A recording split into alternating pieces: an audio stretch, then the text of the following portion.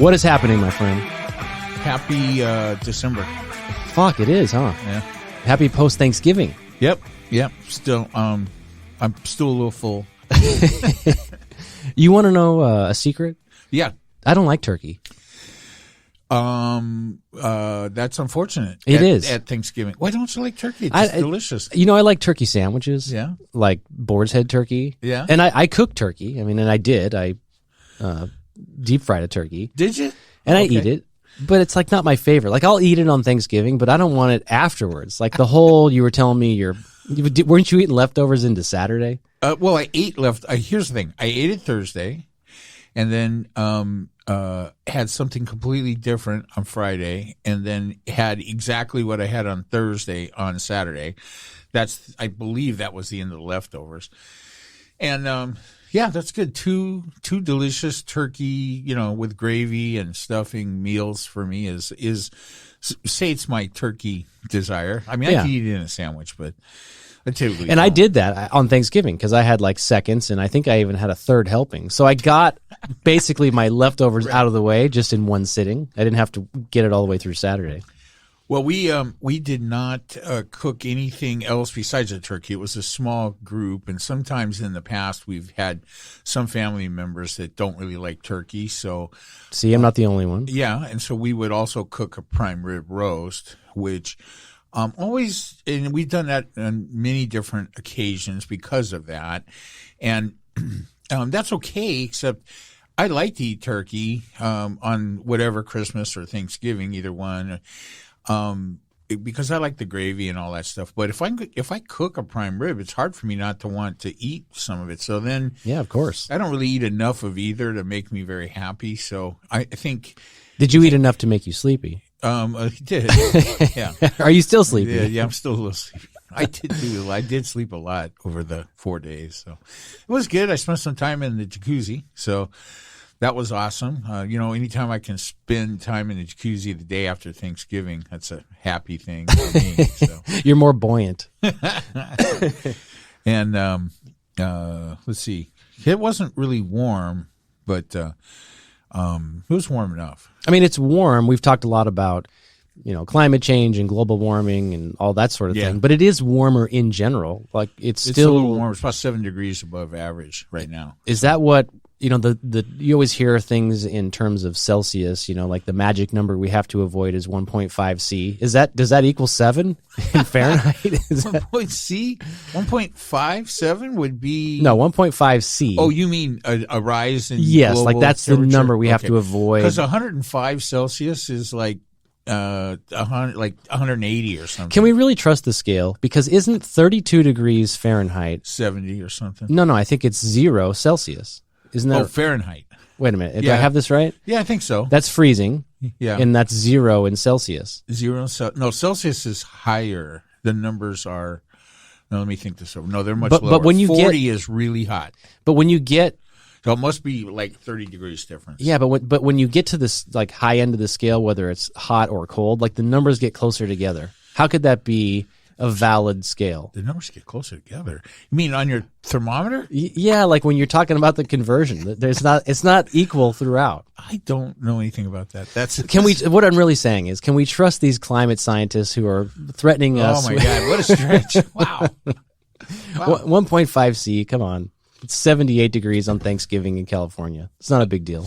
No, it was fine. It was good weather, nice weather. Very windy on Thanksgiving. That's terrible. So, which is, as a fumigator, that's always my thing. Is that more climate-related nonsense? No, I remember, I don't know, quite a long time ago, having Thanksgiving dinner, getting a call from someone that worked for me on Thanksgiving in El Segundo saying, hey, it's windier than hell up here, and me leaving the table and driving to El Segundo and spending the rest of Thanksgiving Day on a roof trying to keep tarps on a building. And that was the last time. I never scheduled another job or put in a job that would go over Thanksgiving after that day. Because the feast takes the priority. Yeah, I'm like, fuck this. I'm never leaving my Thanksgiving dinner to go do this shit again. Yeah, why would you? That was a long time ago. I just stopped scheduling that stuff. My partner would ask me, "There's nothing going in over Thanksgiving?" Yeah, nobody called. I don't know. Yeah, it's slow. People are on vacation, enjoying their families. What can I say? Nobody's doing it anymore.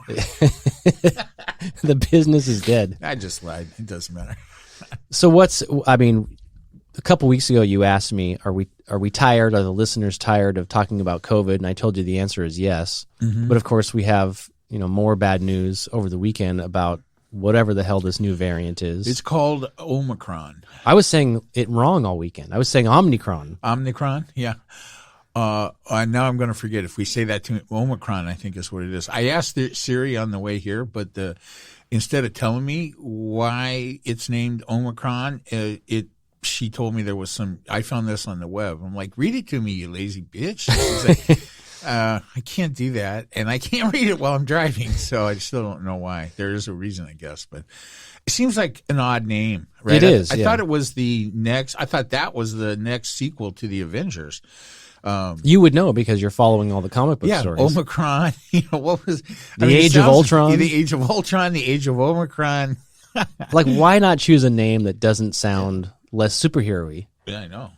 Why not just call it COVID-3 or something? I don't know, dude. It's coming from your favorite place. Well, it's not, and that's the thing. It's no, it's absolutely not. And there's such a knee-jerk reaction to everything COVID, and this really is at the heart of what I always complain about, is that we've lost our fucking collective minds with how to handle problems, how to navigate problems. And go all the way back to maybe our very first podcast when I gave you the example of the airplane pilot who was trying to salvage the crashing plane. Well, we're flying the plane. We'll see. We'll see. Uncle Joe was on the news. Well, we are. We're shutting down travel from South Africa.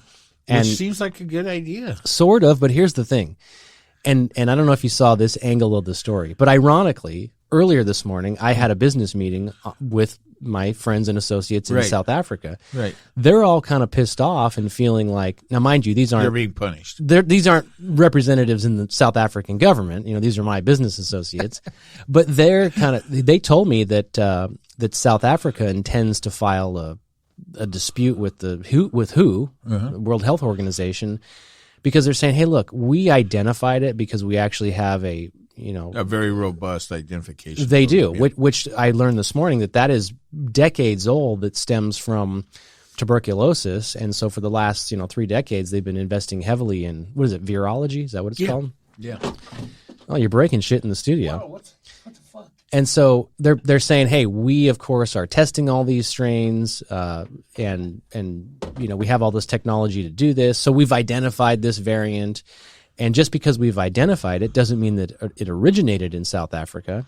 And just in the 24 to 48 hours that we've known about it, it's made its way on flights to Amsterdam. I heard the list. Germany. It's a list of 5 countries. Our buddy Fauci is already saying, hey, it's probably already here in the U.S. Yeah, this is in Canada. Yeah, so that's basically the U.S. Yeah. I mean, Canadians want to be in the U.S. Right. So, I don't know. The whole point is, number one, we don't know what the hell it is or if it's going to do anything. The concern, because I was way into the weeds on this, the concern is the number of mutations in the spike protein is like, the last I read was like 50, whatever the fuck that means, compared to the Delta was maybe 10. And so on paper or in a lab, it looks like worse, but we don't know the health effects of it. And that's the real issue. So you had the governor of New York, the state of New York, is she like a temporary? The governor. I saw something about de Blasio being on.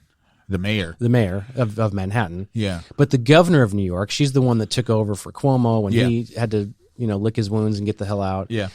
And she issued a state of emergency upon hearing the news of the age of Omicron. Yeah. And it's like, what the fuck are we doing? We are just hearing about this. We don't know anything about it. There's no known cases in the U.S. And you're issuing a state of emergency, I would think it's likely that the first place it comes in here is New York. I don't think that would be hard to imagine with the amount of travel. It could already be here. Well, it could already be here. But here's the thing. If you're fully vaccinated and you've got your booster, you have nothing to really worry about, right? I mean, they don't really know much about it at this point, but But with that much, especially if you had the booster, your antibody stuff, the booster works really fast because it doesn't take no 6 weeks or something to go because you've already got effect. antibodies. Yeah, so your body's familiar with it. So any boosters going forward are very fast acting. And so if you've already done what everybody with a brain says you should have done, you really don't have much to worry about. For those people that are not fully vaccinated or not vaccinated at all, yeah, well, you got shit to worry about. And so do we. Because of you, it's likely to spread faster than it would otherwise. So thanks again for that to all you knuckleheads that aren't vaccinated. So the other part of this story is it's kind of more of the same as you look around the globe. They were telling me, the South Africans were telling me this morning that their president, Ramaphosa, when he gives an address, for some reason he chooses like Sunday evenings around 8:00, and they call it a family gathering. Cool. So it's usually like, let the weekend go by before I give you the bad news at 8:00 on Sunday. Right. But they said that for the first time, he kind of was floating the idea about a national mandate for vaccines. And of course, there's what people are going to do about that. But my sense is what I told them this morning is, you saw what happened here in the U.S. You see what happens in other places around the world, people protesting lockdowns and vaccine mandates. I suspect that it'll be similar for South Africa, that you draw that line in the sand and we'll see what happens. But their country is unique in the sense that their vaccinated percentages are much lower, but that's not a feature of that it was fully available and people didn't get it. It just wasn't readily available. It wasn't ready. Like it was here in the U.S. So this whole fucking thing makes me mental, as you know. Well, it's unfortunate. I mean, I think that one of the problems, the reasons why it makes a lot of people mental is that, I think everybody has looked at this as a passing thing, and it's not. It's not really a passing thing, right? I mean, these viruses are coming and they're here, and the decision not to deal with them to the best of our ability is just idiotic. I don't care who's making it, and I don't know what else to say. I thought of you. There was a story in the news about this dude who, I don't know where it was, but he went to a COVID party to get COVID, to intentionally get COVID so he could build up his antibodies and not get the vaccine. And he went to the party and he did get COVID, but then he also died. Yeah. So that worked pretty good. Yeah, half the plan worked pretty good.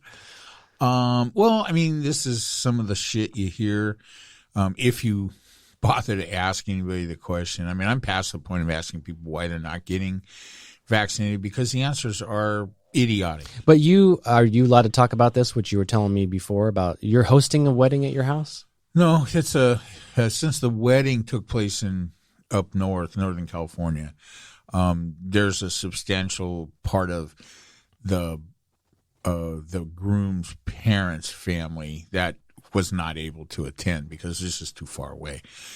And so we're going to have a reception at our house for, I think the only members of the bride's family that are coming will be the bride and I think her parents, I believe. To the best of my knowledge, none of them were vaccinated. And so I would assume that that neither of them are vaccinated. And I know that Debbie's brother isn't vaccinated, so nor his wife, Nancy. So, I mean, so that's like all of your guests. Well, I don't know. I mean, I don't. So it's going to be a fair amount of. It will be our family. Not many of us, or none of us, went up there. So whoever that is, and then some of the mother of the groom, her family, and that's fine. I'm not worried about it. I'm fully vaccinated. I'm not planning on getting in anybody's airspace, particularly. I don't want to make a huge deal out of it. But you just know this because of talking to people, but you haven't asked. That's not part of your deal to ask them if they're vaccinated. Yeah. Well, I mean, Debbie has. I know without asking. I already know through social media that the bride and groom. So the bride and her family, I don't don't believe her vaccinated. I don't know. I know for her, she posts anti-vax stuff. So does everything fit neatly in a package? Like, are they also wearing "Let's Go Brandon" T-shirts and all that sort of thing? Not to my knowledge. Did I get? Yeah, not to my knowledge. Do believe there's a lot of I do believe that this family has a fair amount of police officers in it, so there's all of that stuff going on. So you've got it's just not, and Debbie, and then, we've talked about this, Debbie's brothers, big time Trump and right wing, conservative type supporters. So it's all kind of a package. I just, for me, I don't want to, I don't care about their politics, any of them, right? That doesn't matter to me. I think, I care as far as, if they want to talk about it, we can talk about it. If they don't want to talk about it, I don't want to make a fight out of it. And it doesn't offend me or anything. I've already figured out why some people are so thoroughly misguided. But have you figured it out? Yeah. Well, did you see, who is this other guy in the news? Is it Michael Cohen? He's now another guy on record saying he does not believe Trump is going to run in 24. Michael Cohen, the ex-lawyer? I think I got that right. Yeah. Oh, I didn't see that, but I have heard some stories. I try to give you illustrations of every time I hear of somebody else in the Trump camp or the former Trump camp who says he's not going to run, so that you calm down a little bit. Well, that's good. That's good. I don't think he's going to run either. I've heard the stories of, of course, Michael Cohen is in no way close to him, but he might have some sources that give him valuable news. Yeah, I think it would be a horrible mistake for him to run, but haven't really settled on any idea. DeSantis, I might have to go to Florida. You would move to Florida, register to vote, just to vote against just DeSantis? To vote against him, yeah. I don't know. That's a horrible. But you know what? Like I said before, do you really think DeSantis is horrible? I don't know much about him. He's a fucking idiot. I'm being honest now. Yeah, I don't know anything about him other than the big bullet points you see in the news, and of course, he's the governor of a big red state in Florida. So, in general, his viewpoints are at least against the corporate media's left-wing narrative of what you hear, but I don't really know much about him. Well, let me expand further. Yeah. Oftentimes, you will describe these politicians of yours as not just the things that they do, but they're fuckheads, they're sycophants. Only when it's true. Yeah, and you only like to when it's true. Yeah, Travis. Expand on the narrative. So, Yeah. But do you know anything about this guy personally? No, not really. His performance as governor has been pretty pathetic so far, and he makes it a full-on practice to do whatever the opposite of good common sense is regarding COVID-19. He wants to do exactly the opposite. I agree with him on that. That's though. his brand. Well, but you don't get the impression he's a lone wolf in Florida, right? You get the impression that that's kind of the opinion of the Floridians. He is just giving the far right wing of the Republican Party a big blowjob. That's all he's doing. I have no idea what he thinks about anything really, because nobody can.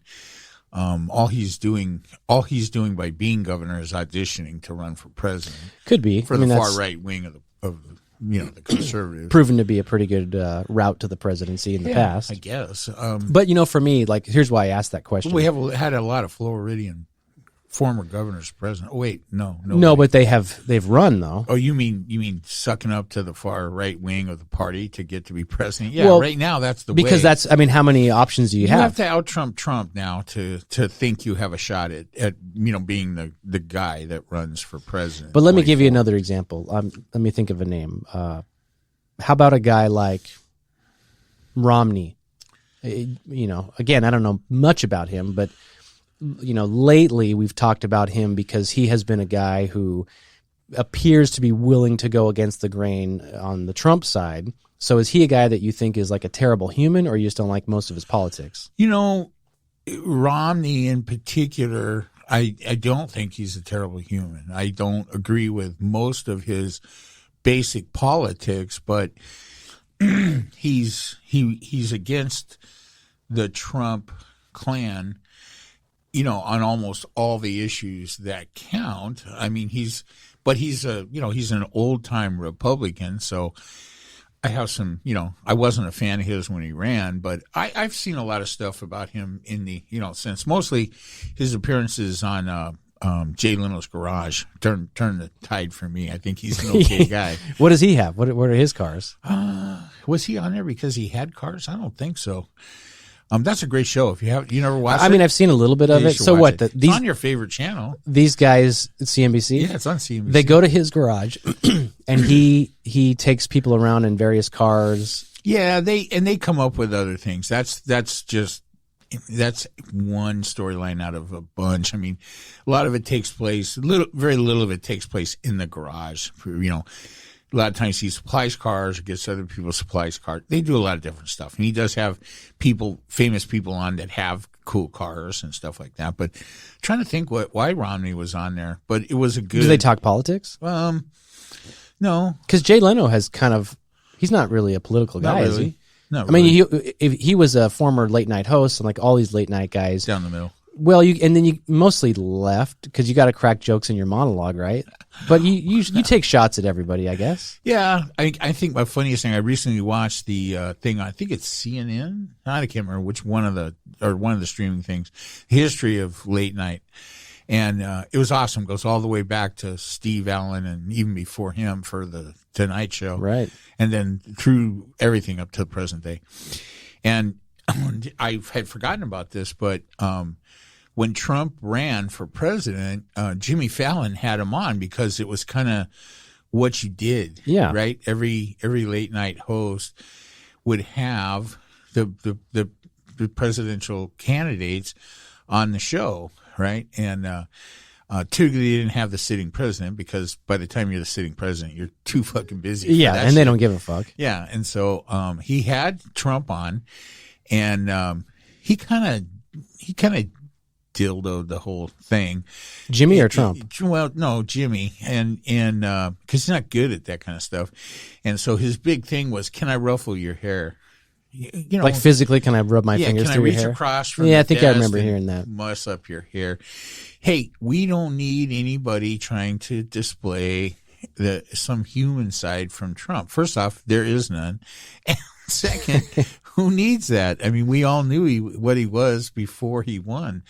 So thanks for the help. But you know me. Thanks. You know me. No I like thanks. that. I like more exposure to these people so you can see who they are. But I'm trying. What angle? You can certainly see what a shitty hairdo. Yes, yeah, that was no evidence. So. But what angle would a Romney have on Jay Leno's Garage? Like the other show I was thinking of. Do you know this? And I don't even know if they do it anymore. But Jerry Seinfeld's Comedian in Cars Getting Coffee. Comedians in Cars. It's hilarious, just like everything Jerry does. You're right. But he would like pick a car. On a first name basis, huh? Yes, me and Jerry. Yeah, we spent some time together in New York. But he would pick a car that, he wanted to show off to that particular personality or that he thought it reminded him of them. Were they his cars?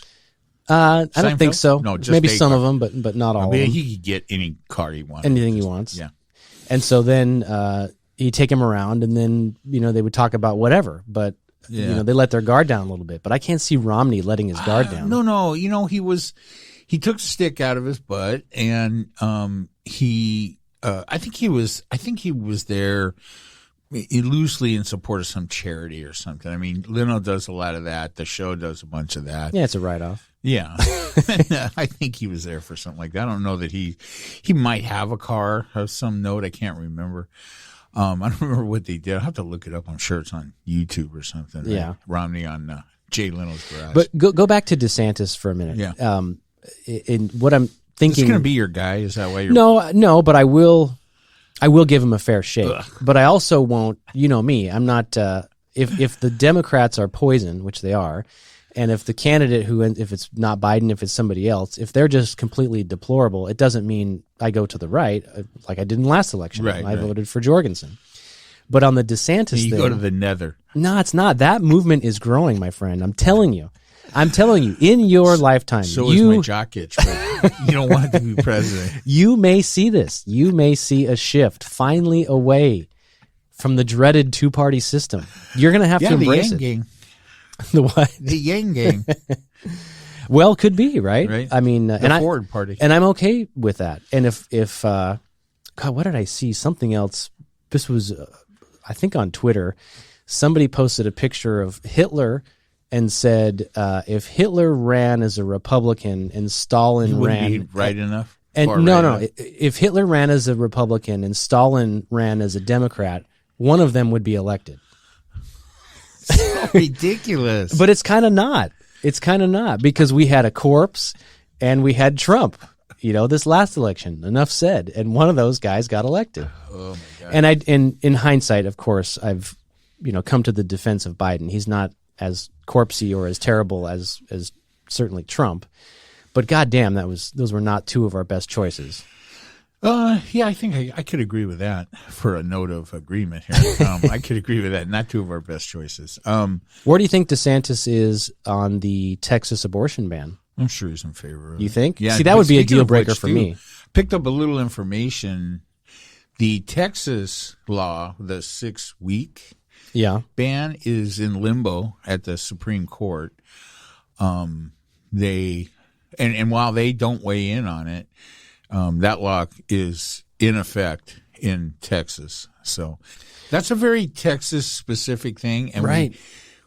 I think that people that follow the courts and things like this, I think they think in the long run, eventually this Supreme Court will probably move against the Texas law because of the way they're trying to game the Supreme Court with the lack of state all the sense in the enforcement, right? world.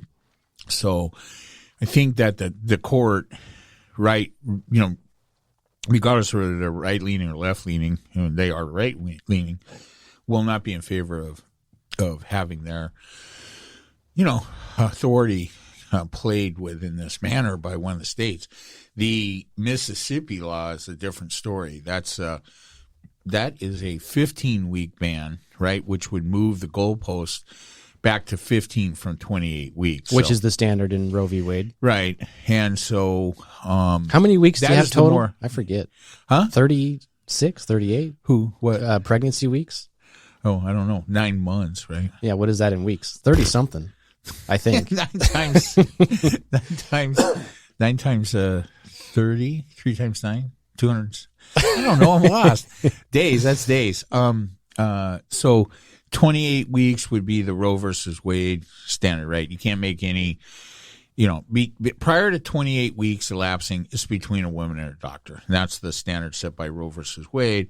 And of course, the Mississippi law is a direct challenge to that, not specific to Mississippi. How is the Mississippi one different from Texas? Well, they're just simply moving. They're going to take the goalpost and move it back from Roe versus Wade from 28 weeks to 15. Oh, so they're arbitrarily. They're essentially, those two states are attempting to do the exact same thing. The only difference is the timeline in the weeks. Yeah, well, there's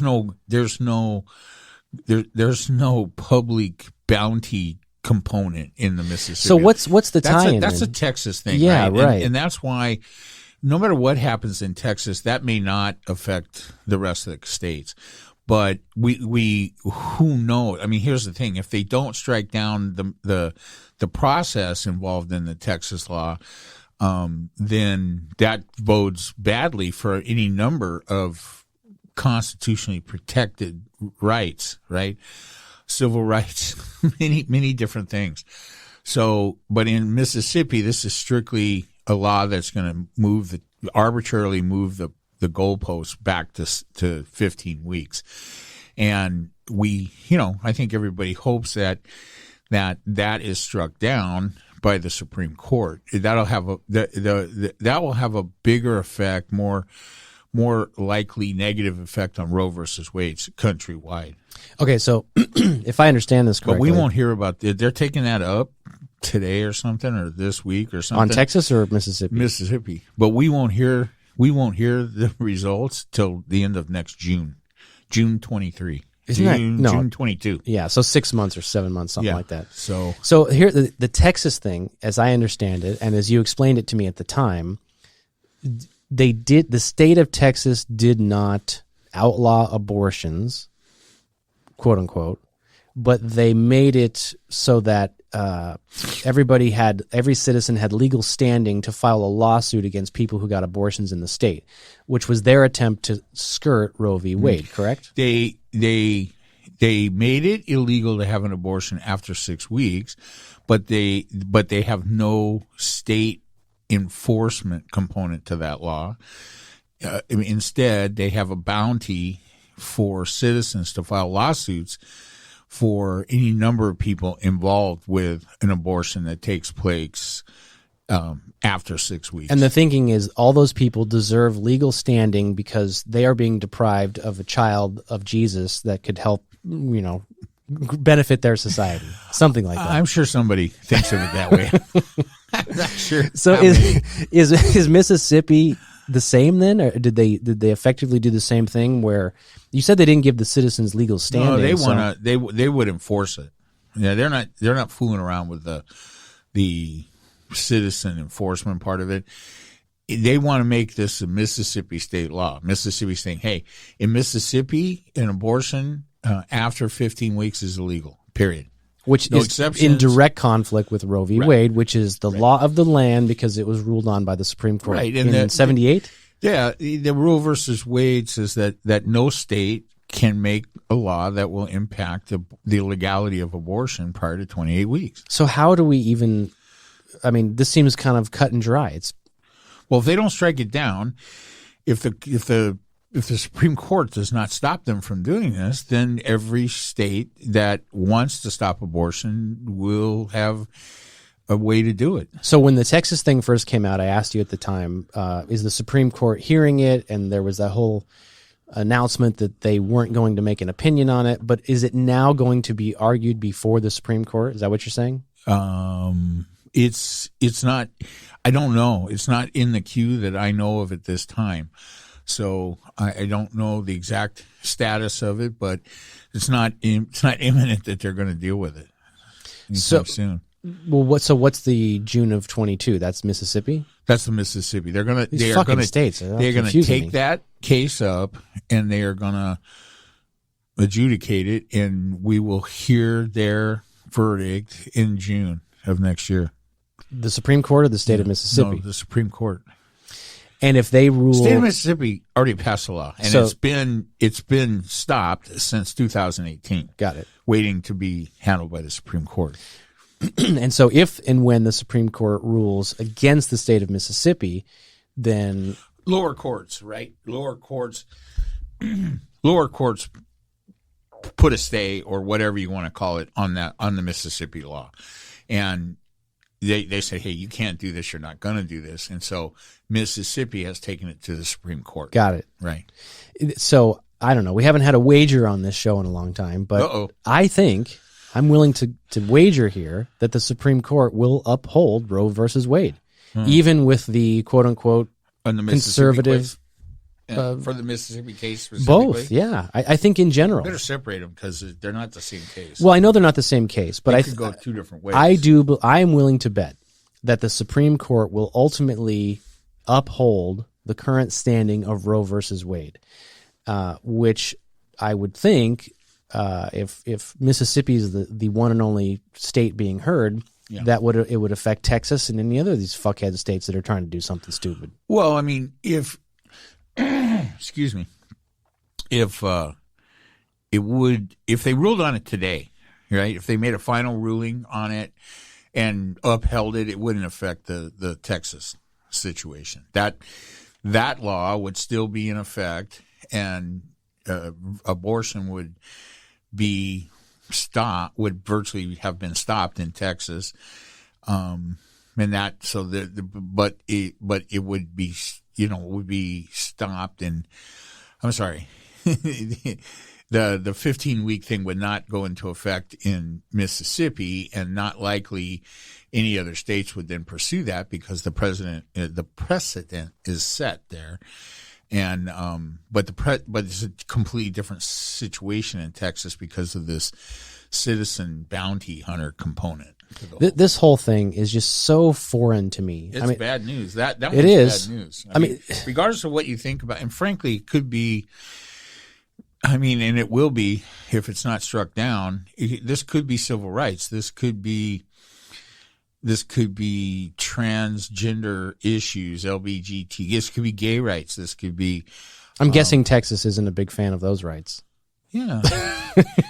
Do they have Texas backwards?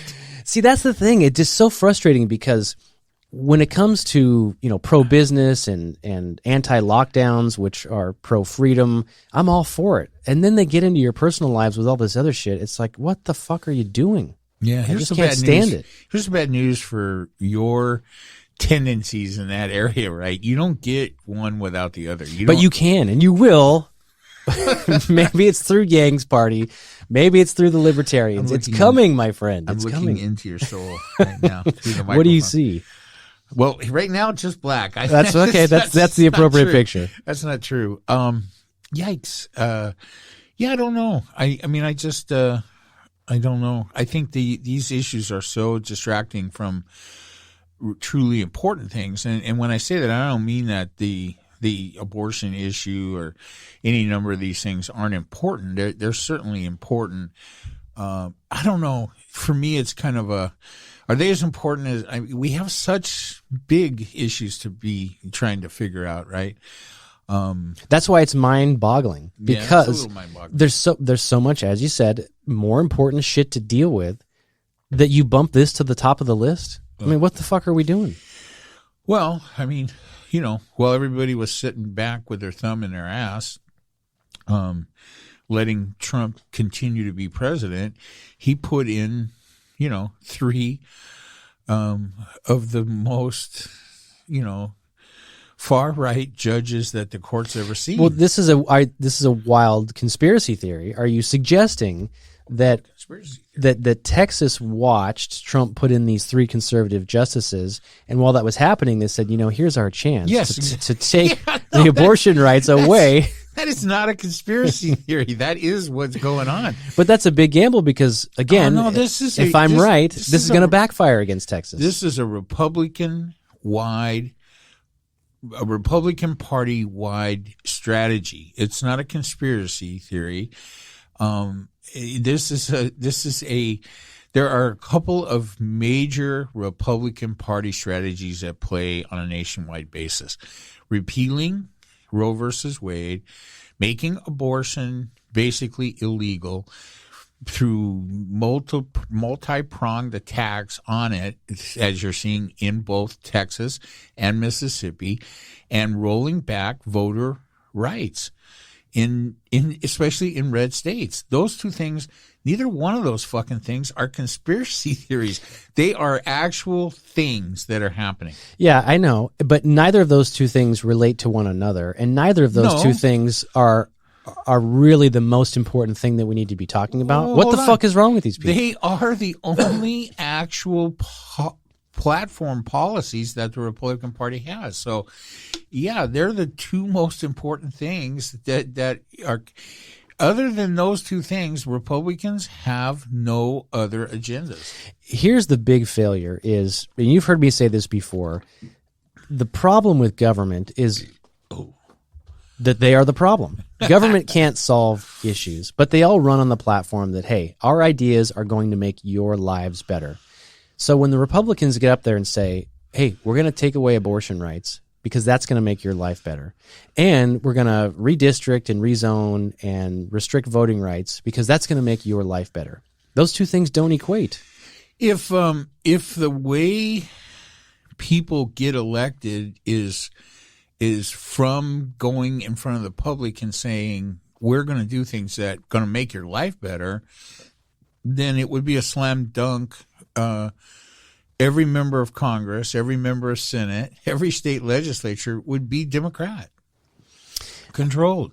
Yeah, that's not how people get elected. I mean, that's just not how it works. I mean, I know that Republicans, especially, and a lot of conservatives, and possibly you, think that the appeal for people to vote for Democratic candidates and Democratic policies are because they're huge giveaway programs to people, but that's actually not the case, right? Typically, the people make their decision on who they think is moral and who they think isn't, right?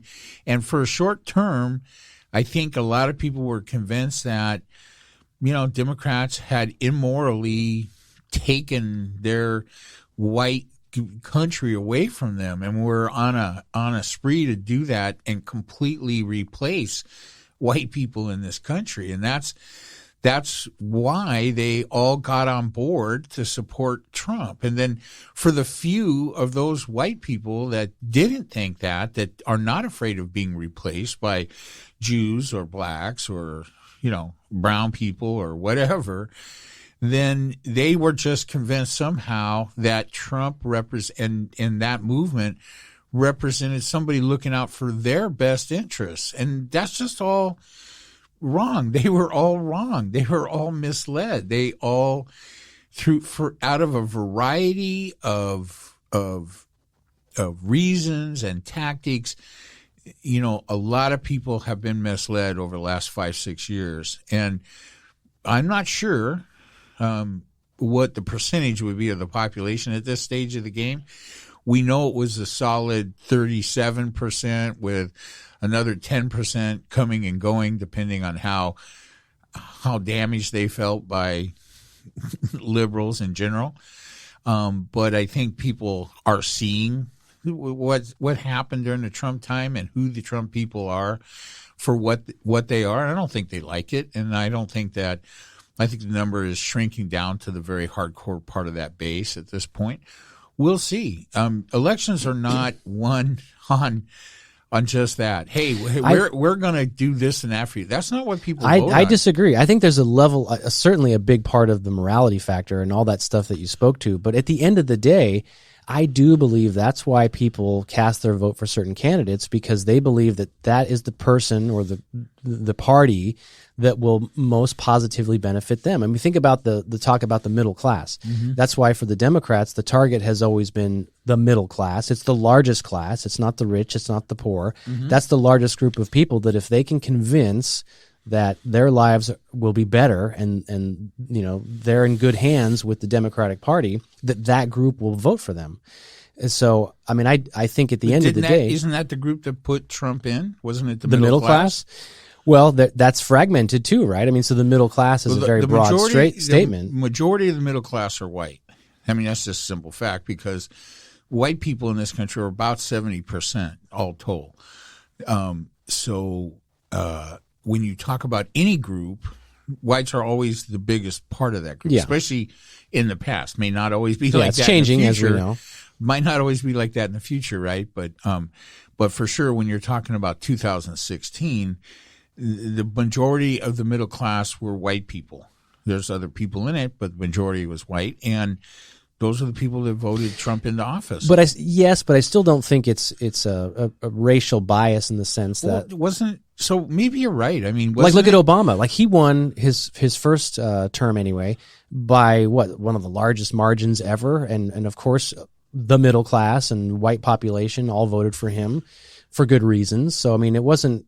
Of course, there was the sleeper cell Trump agenda people who didn't want him in there. I don't know. I don't know if Obama got elected. I don't remember him being a populist and saying, "Hey, you're going to get this, that, and the other. We're going to give everybody everything they want." I just don't remember that. It was healthcare. Remember, that was the big one.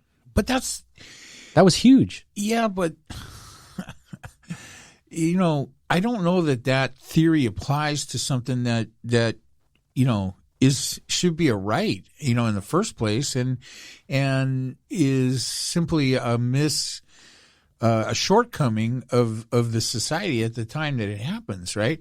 So I mean, hey, everybody, there's 40 million uninsured, or and I know we've had this conversation before, and I 100% agree with you. It's unfortunately there just is no other way to deliver health care other than through insurance companies at this point. There certainly could be, and there certainly should be. I agree with you 100% on that, if that's still your current opinion. Yeah. But I do think we can get rid of religion overnight. Please, let's try that. But getting rid of insurance companies overnight would be tough. Would be tougher, I think. Yes, it would. there's a few reasons for that. But so these terms get mixed up. There were 40 million plus people with no ability to receive health care. None. Or to pay for it. Well, I mean, but really that translated for the bulk of those people into not receiving it. Sure. Right? Some people, that they don't chose have food over insurance, buying insurance. Absolutely. or they don't have insurance or food or money, and they don't get services except on maybe some extreme emergency basis. But that's not what we're talking about. We're talking about people that are able to go get a yearly checkup and keep an eye on their health and make these health decisions and receive health services that they should get as they go through life. That has nothing to do with insurance. So when we say, hey, there's 40 million uninsured, that may or may not be correct, but that does not speak to the issue. The point is, in this society, there should be nobody that isn't covered by that it does not receive, that isn't entitled to receive health care. And it all should be delivered on an equal basis, period. Yeah, and I don't disagree with that. But go back, that was essentially what Obama was saying at the time, which is whether or not it... Right, but that's not him saying, hey, we're going to give everybody everything they want. That is a long identified shortcoming in our society that needed to be dealt with, and they dealt with it, and it's still being dealt with. I don't think that's the same thing as, first off, you're 100% right. Trump and his ilk and most of the red states and the state governments, these are Republicans telling people in those states that they are going to provide them things, and that's how they're getting elected. We're going to bring back jobs. We're going to bring back. Isn't that what Biden is saying? But though? they're not. But the problem is Build Back Better. That's his slogan. Yeah, but they're actually doing it, and really virtually nothing that the Republicans promised people in these states or in that general election was delivered. No, I know for a fact there are at least 500 more coal miners that are back on the job in Pennsylvania. I'll give you that one. I'll give you that one. But here's the thing. I think it ultimately moves with time and what the hot button issues are with people. And I firmly believe that the economy was the big one for Trump, which is why he ultimately lost, which was COVID induced and the reaction to that. And he certainly had nothing to do with the good economy that he had during any part of his presidency. Right. That all came from Obama. Well, it didn't all come from Obama, but I think a big chunk of it came from, I hate to say it, but I have said it before, I think a big chunk of it came from the fact that Hillary didn't win, which there was this fear factor about Hillary being the president. I think if it was Hillary against, pick another person, not Trump, and Hillary didn't win, I still think you would have had that positive effect on the economy. Hillary didn't win against Obama? No, she didn't win against Trump. Oh, okay. But I don't think, I'm not saying Trump is the factor there. I'm saying there was a fear about Hillary at the time. Let's look at the facts. The economy was completely broken and in shambles in 2008. Mm-hmm. Obama became president and Joe vice president, and over 8 years, they brought back the biggest recovery in our history. And that was good, and that recovery continued, having nothing whatsoever to do with the Republicans who were spending us into the highest national debt ever, right, during that time. And then COVID destroyed the economy. I'm not saying that Trump destroyed it, but he certainly bears no responsibility for the good part of it. I agree with that. Right? That's fair. Yeah. So, I mean, that has nothing to do with anything. And I think that. But you know as well as I do, whoever is presiding over the office at the time ultimately takes responsibility whether or not they caused it or not. I fully agree that the collapse of the economy during COVID took him out of office. Right. No doubt about it. So we agree on that. So we're happy that we have COVID and Marvel Cron so that we can continue to keep him out. Maybe that's the thing. Maybe COVID will be around until 2024 just so people won't reelect Trump. And then as soon as that election's over, it'll magically go away. Yeah, I love that too, right? All that prediction, right, from Trump. I mean, it just goes to show you two things about Trump. If when he wasn't when he was saying things and he wasn't lying, then the other thing that was happening was he was saying shit he didn't know anything about, right? And so the statement that, watch, if Biden's elected, COVID will magically go away. It's not magically going anywhere. It is here because it's what it is. And it's not a manufactured emergency by Democrats. It's not manufactured by anybody. It's still being manufactured emergency. These fucking cries. Oh my God. I don't want to go back into COVID. Never mind. Go ahead. What else is going on? Is there anything good? Yeah, I don't know about good, but we had some a lot of trials in the news. We had some verdicts since we should last touch base back on that, I think. Ahmaud Arbery. Yeah. The three white morons that went after him and killed him, especially the one that just went along so he could film the lynching. I was very happy to see him get. So you have more details since, because I still hadn't seen that story the last time you brought it up. But are you saying one dude joined the party with a camera just to film it? Yeah. So these two, this father and son, McMichael, I think is their name, something like that, or McKnight or something, some real white name. Don't be all anti-white now. These two guys took off in their vehicle with their guns after Ahmaud Arbery, and this third white guy took off in another vehicle so he could film the pursuit and murder of Ahmaud Arbery. And then in the state of Georgia, in this city, the local authorities decided that there was really no crime here committed, that these three people, especially the two that actually did it, were justified, and it all made sense. And so they weren't arrested at the time? No, 70 days went by, and in that time, mounting public outrage over it kept the pressure on, and then the idiot, so he immediately turned over the video of the whole thing to the authorities. They had that in their hands, right? And with that in their hands, they decided that there was nothing worth prosecuting here. No charges would be brought. Eventually, that video got leaked out to the public. Which you've seen? Parts of it. What's it show? They don't show. Well, they show the whole chase, them going after Ahmaud Arbery, and then eventually, although they don't show this on TV, showed him being killed by these guys. And so this tape, this video that this guy made so he could document, this lawful citizen's arrest, right? So here's the thing. They were operating under a law that was passed back in the 1800s that would allow white landowners in that area to capture runaway slaves and beat them to death or whatever they needed to do. And so that's where this law that they were operating that was still in effect. These two guys that chased him down? Yeah. So how does this whole thing relate to? They were in a car then? I thought it was a foot chase. No, it wasn't a foot chase.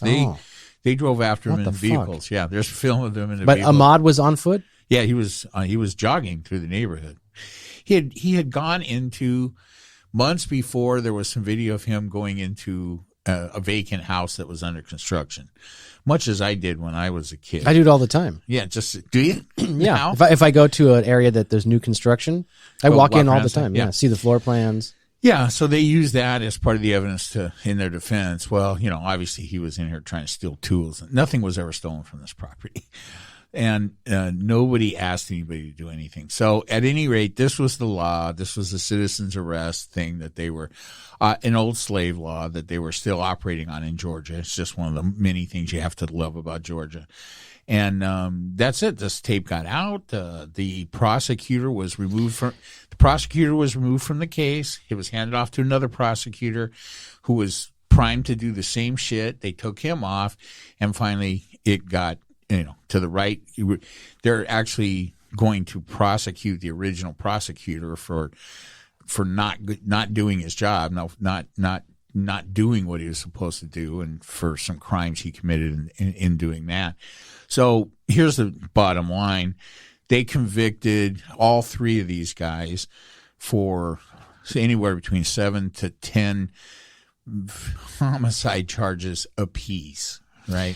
So explain this slave law again. This can't be right. Of course There's an 1800s law that says, so basically, let me fast forward into modern times.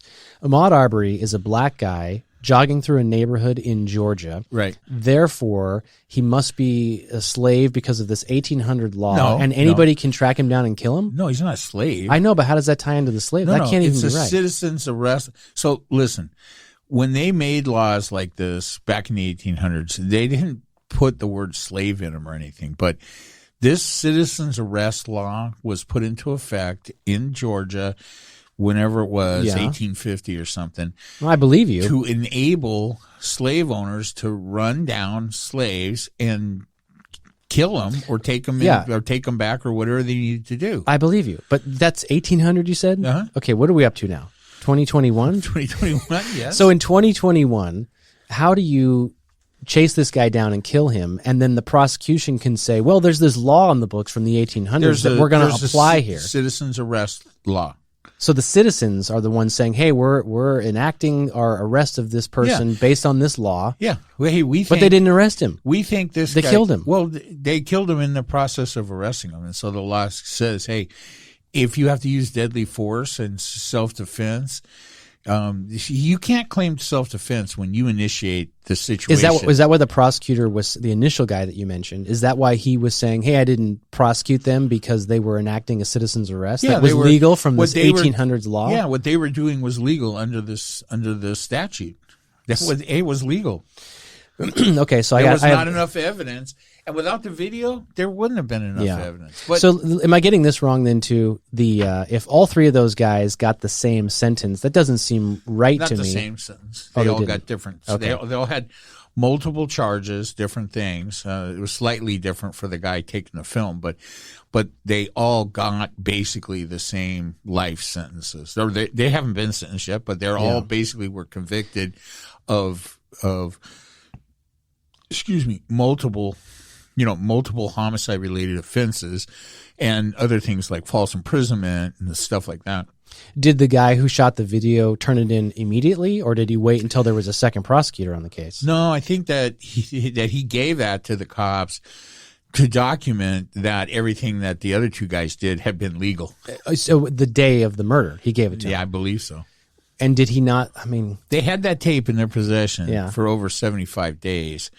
Without charging these two guys. And it wasn't until that video was seen by the public and the public said, what the fuck? Then they decided they needed to listen. The local authorities in Georgia were forced to do this by public outrage. Well, it's a shame that it took that. Yeah. Left to their own devices, they never would have prosecuted these guys. Am I off base here? I guess this, of course, isn't the biggest part of the story, but the guy who filmed it, what did he was involved in the chase too, or he rode along behind them? Yeah, videotaping. Did he know them? Yeah. Oh, he knew them. Yeah, okay. They're all friends. Okay, got it. So but we're not saying anybody who films something like this is also liable. Like anybody. Well, I guess it depends what your intent is, right? Yeah. He went with them and then watched them murder them. Right, and that's illegal. That's depraved indifference. But in this world of cell phones, I mean, especially now in the last couple of years, pick a time, call it, since George Floyd. But you got to think every contact with police is going to have a cell phone out on it, filming it. Right, but then it'll come down to someone filmed the murder of George Floyd. Multiple people, I think, right, and none of them were prosecuted, right, because. There are facts involved in it, right? So when you ride along with the sole purpose to document the legality of what's happening. Yeah, that's pretty batshit crazy. So just a terrible thing. And I think the worst of it is, so the good news is that the legal system worked. The bad news is it didn't necessarily, it probably would not have worked if somebody in that police department did not leak that video illegally out Can't to you the get it public. anyway through freedom of information? I would think at some point it would come out. I don't know. I mean, you have to know about it first, right? Yeah. How would anybody on the outside know there was a video? So you're saying that somebody within the department said, "Hey, this needs to be seen by the public," and Yeah, it wasn't put out by the department. Somebody leaked the video to the press. it sounds like that prosecutor needs to be prosecuted. The- Did they arrest him? The first guy? The first one, yeah. Yeah. Oh, Yeah, he's going to trial. I believe he's in jail, or on bail or something. so I assume they're going to change this law, or was that just some it's already- cockamamie? It's already been repealed. The Right? That 1800s happened law? Yeah, that happened almost immediately. But you would not be they still had to prove that these guys were not in compliance with that statute either.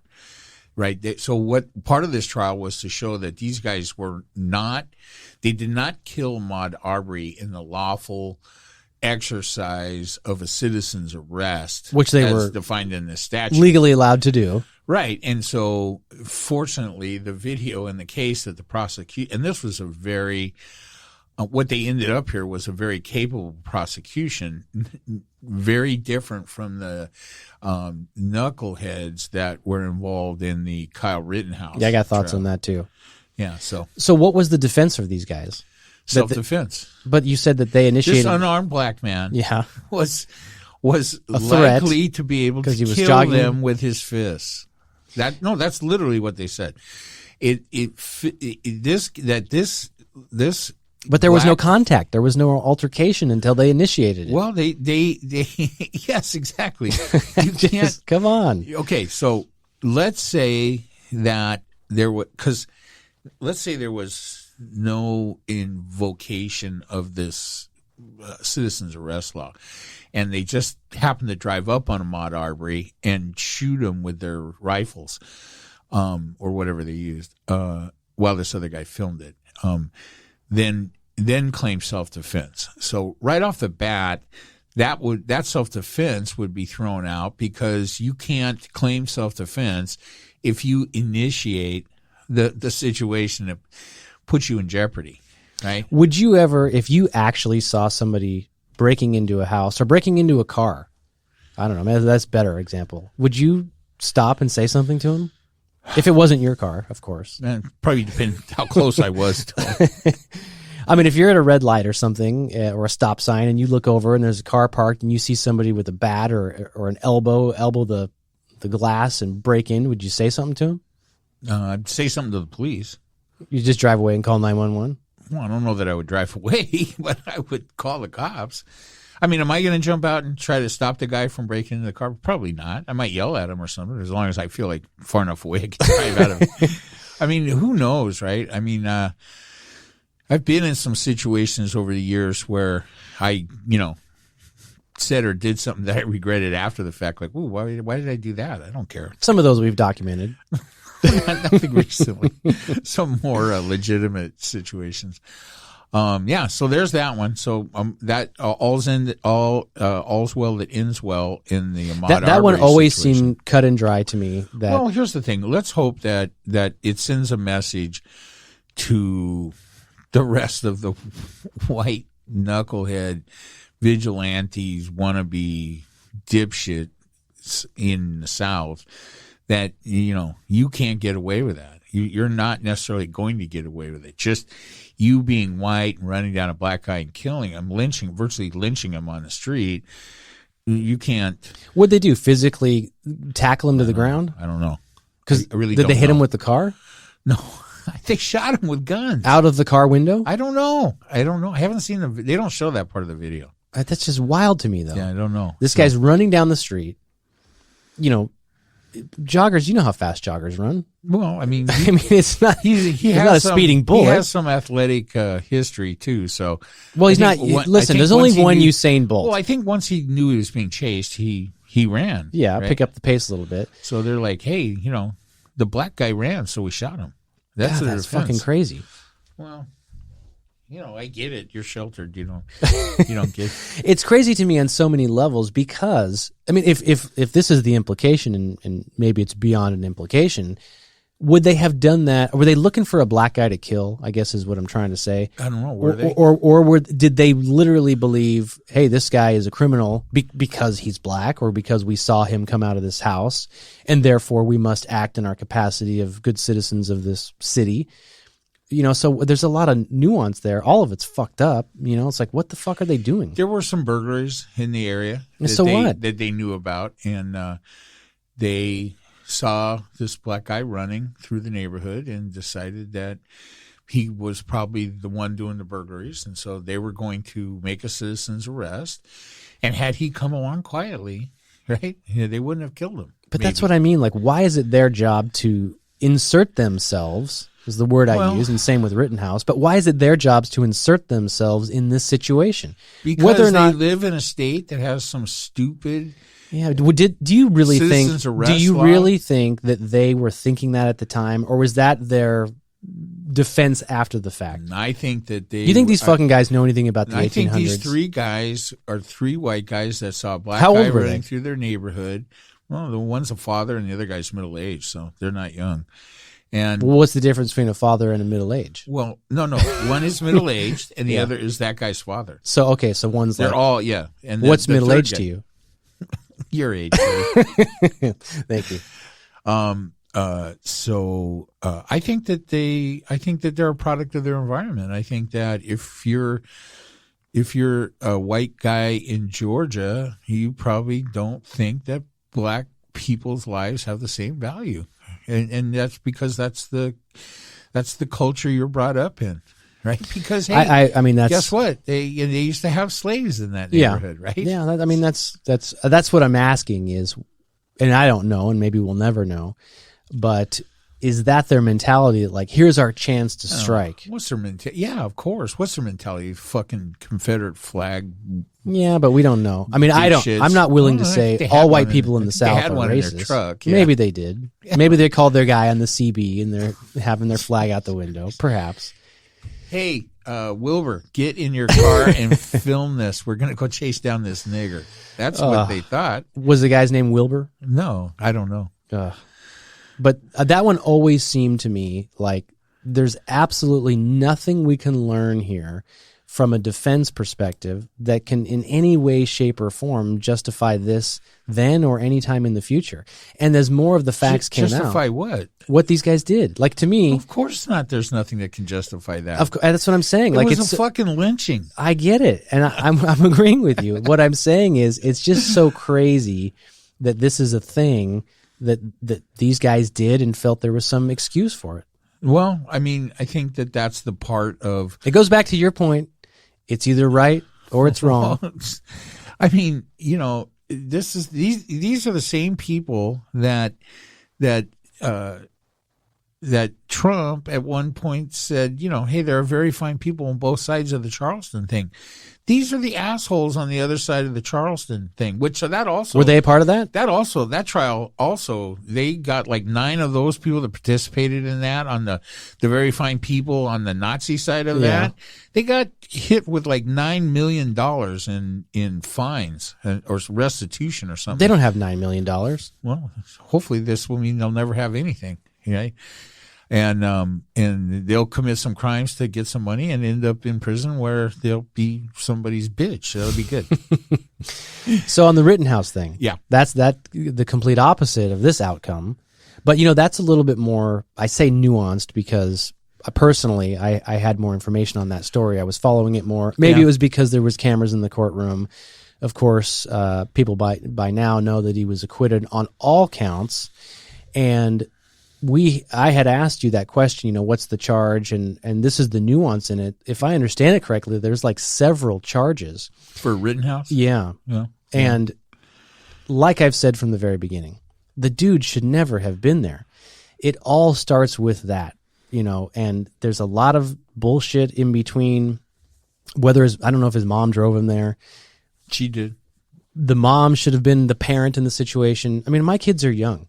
They ask me for shit all the time, and I tell them no. He was 17, I think. Yeah, and as a parent, you spend your entire parenting life telling your kids no. Everything is no. Everything's down. Sit down. Well, quiet down. I mean, I've seen her on TV. I heard her speak. She appears to be witless. So, is she of sound mental capacity? Do we need to get? what is that noise? I don't know. I don't hear it. It just sounds like an explosion. Don't worry about it. The building's burning down, but we're going to continue on. Smoke's not in here yet. So, she seems like a product of. I mean, look. No offense to Debbie's sister that lives in Wisconsin, but in general, the people in that area seem to be fucking stupid. So, I think that she should be liable too, but he's not liable, so I can't imagine she's liable for anything. Here, I'm going to.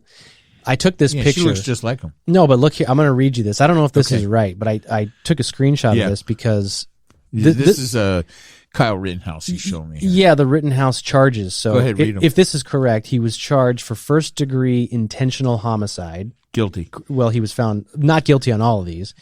Attempted first-degree intentional homicide. Guilty. First-degree reckless homicide. Guilty. First-degree recklessly endangering safety. And another charge of first-degree recklessly endangering safety. I'm guessing because there was two people. But if you look at that, I could see why some of these are wrong and some of them are right. Like first-degree intentional homicide, is that the argument because he went there? Like if he didn't go there, it wouldn't have been first-degree. But did he go there intentionally trying to kill somebody? I guess they don't feel he did. Right. And so they could have. I guess I'm asking you, they could have found him guilty on some of these, right? It wasn't an all or nothing case. Well, I think his defense for everything was self-defense. Right. And you talked about a video that you had seen where one of the victims anyway was chasing him. Mm-hmm. He wasn't in his fatigues as we thought maybe he had been, military gear, but he... The semi-automatic assault rifle probably gave him that error. Yeah, but so he turned around and shot the guy, right? So he was being chased. He turned around and shot the guy. So he says, hey, he was going to kill me, so I had to shoot him. That's his defense. Right. But here's the question that we can't ask the dead guy. Was he going to harm Kyle Rittenhouse, or was he going to disarm Kyle Rittenhouse? And, I think that seeing a minor running through the streets where a riot's going on with a semi-automatic weapon, that we should all be grateful for someone that takes it upon themselves to try to disarm that. But that's not a thing, right? Like only Steven Seagal maybe can disarm somebody with an assault rifle. Well, you can't actually do that. I think that the guy that in the video I saw where Kyle Rittenhouse, falls down and then, he turns as he falls and aims the gun at the guy and kills him. I would assume that the guy chasing after him did not expect him to do that. Did the guy chasing him, do we think, know that Rittenhouse had the gun? Yeah, I would say so. It's perfectly visible. Why was he running? Who knows? He was running from the guy, apparently. So, there were a bunch of people running in that direction. So I don't know. So the first case, the first victim, he's chasing Rittenhouse. Rittenhouse falls. Sounds like a goddamn bad horror movie. Yeah. He turns and falls, hits the ground, turns around. The other guy is closing in proximity, so he shoots him. Yeah, they're very close together. And then he dies.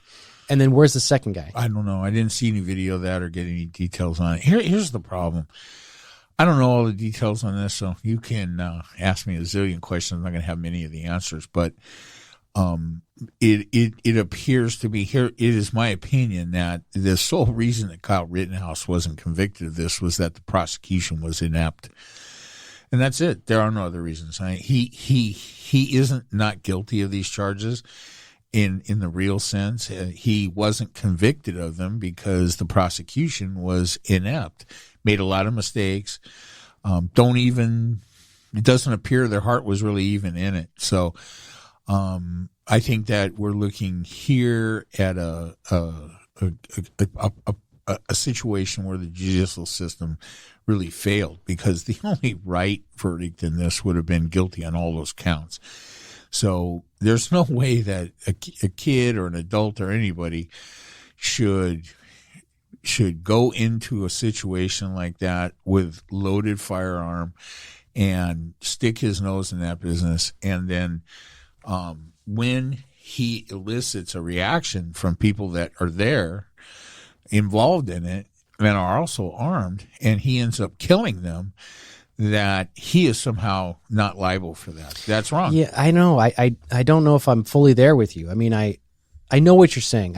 I wish there was a way to rewrite this and reframe it, because it does boil down to the fact that he had no right to be there. He shouldn't have been there. If this guy had come into Kyle Rittenhouse front room and ran at him with, came in armed and ran at him like that, and Kyle tried to run away and then fell down and turned a gun on him, there's nothing there. For sure.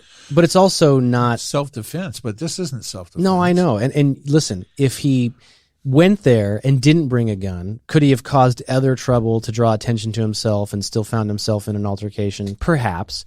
But where I'm not totally on board with you is, and I don't know if you're saying this, but the mere fact that he had a gun means that elicited a reaction by people to chase him down because they saw he was a threat. Maybe he was, right? Maybe he was waving it around, pointing at people. Maybe he fired some shots into the air. I have no idea. But I do know there are places where you can have a gun legally on you, and just the sight of it, you wouldn't expect somebody would be allowed to tackle you or chase you because they don't like the sight of your gun. That wouldn't be right. Yeah, I don't think that's the situation, though. I know, but the problem is, by no stretch could you say this is that situation. This wasn't a deer hunters convention where everybody brought their guns to show each other, but not even everybody. Somebody out in the parking lot ran somebody down, and then one of the deer hunters killed him. That's not. This guy brought a semi-automatic weapon to a race-inspired riot, and got himself in the situation where he ends up killing people, more than one. And that, like I said, the sad one might be, was that just a sad set of circumstances? Two, and then a third. Well, so these guys, did they know each other? Did I already ask you this? No, I don't think so. The three? I don't think so. And so one of them saw the first guy get shot. And I don't know any of those details. Sorry. I mean, it is crazy how it all went down. I mean, well, here's the problem. I mean, everybody that brought a weapon to that situation was wrong. Not everybody that brought a weapon to that situation committed murder. Right, and that's the connection. Only Kyle Rittenhouse. That's what I'm trying to connect. Like, what are the circumstances surrounding the fact that he was chased and shot a guy? And I'm not defending him. Like, if I understand these charges, there are going to be at least two, if not more, civil suits, and he's going to lose badly. Right? Yeah. The thing is different. And the lawyers bringing the civil suits are not going to be incompetent.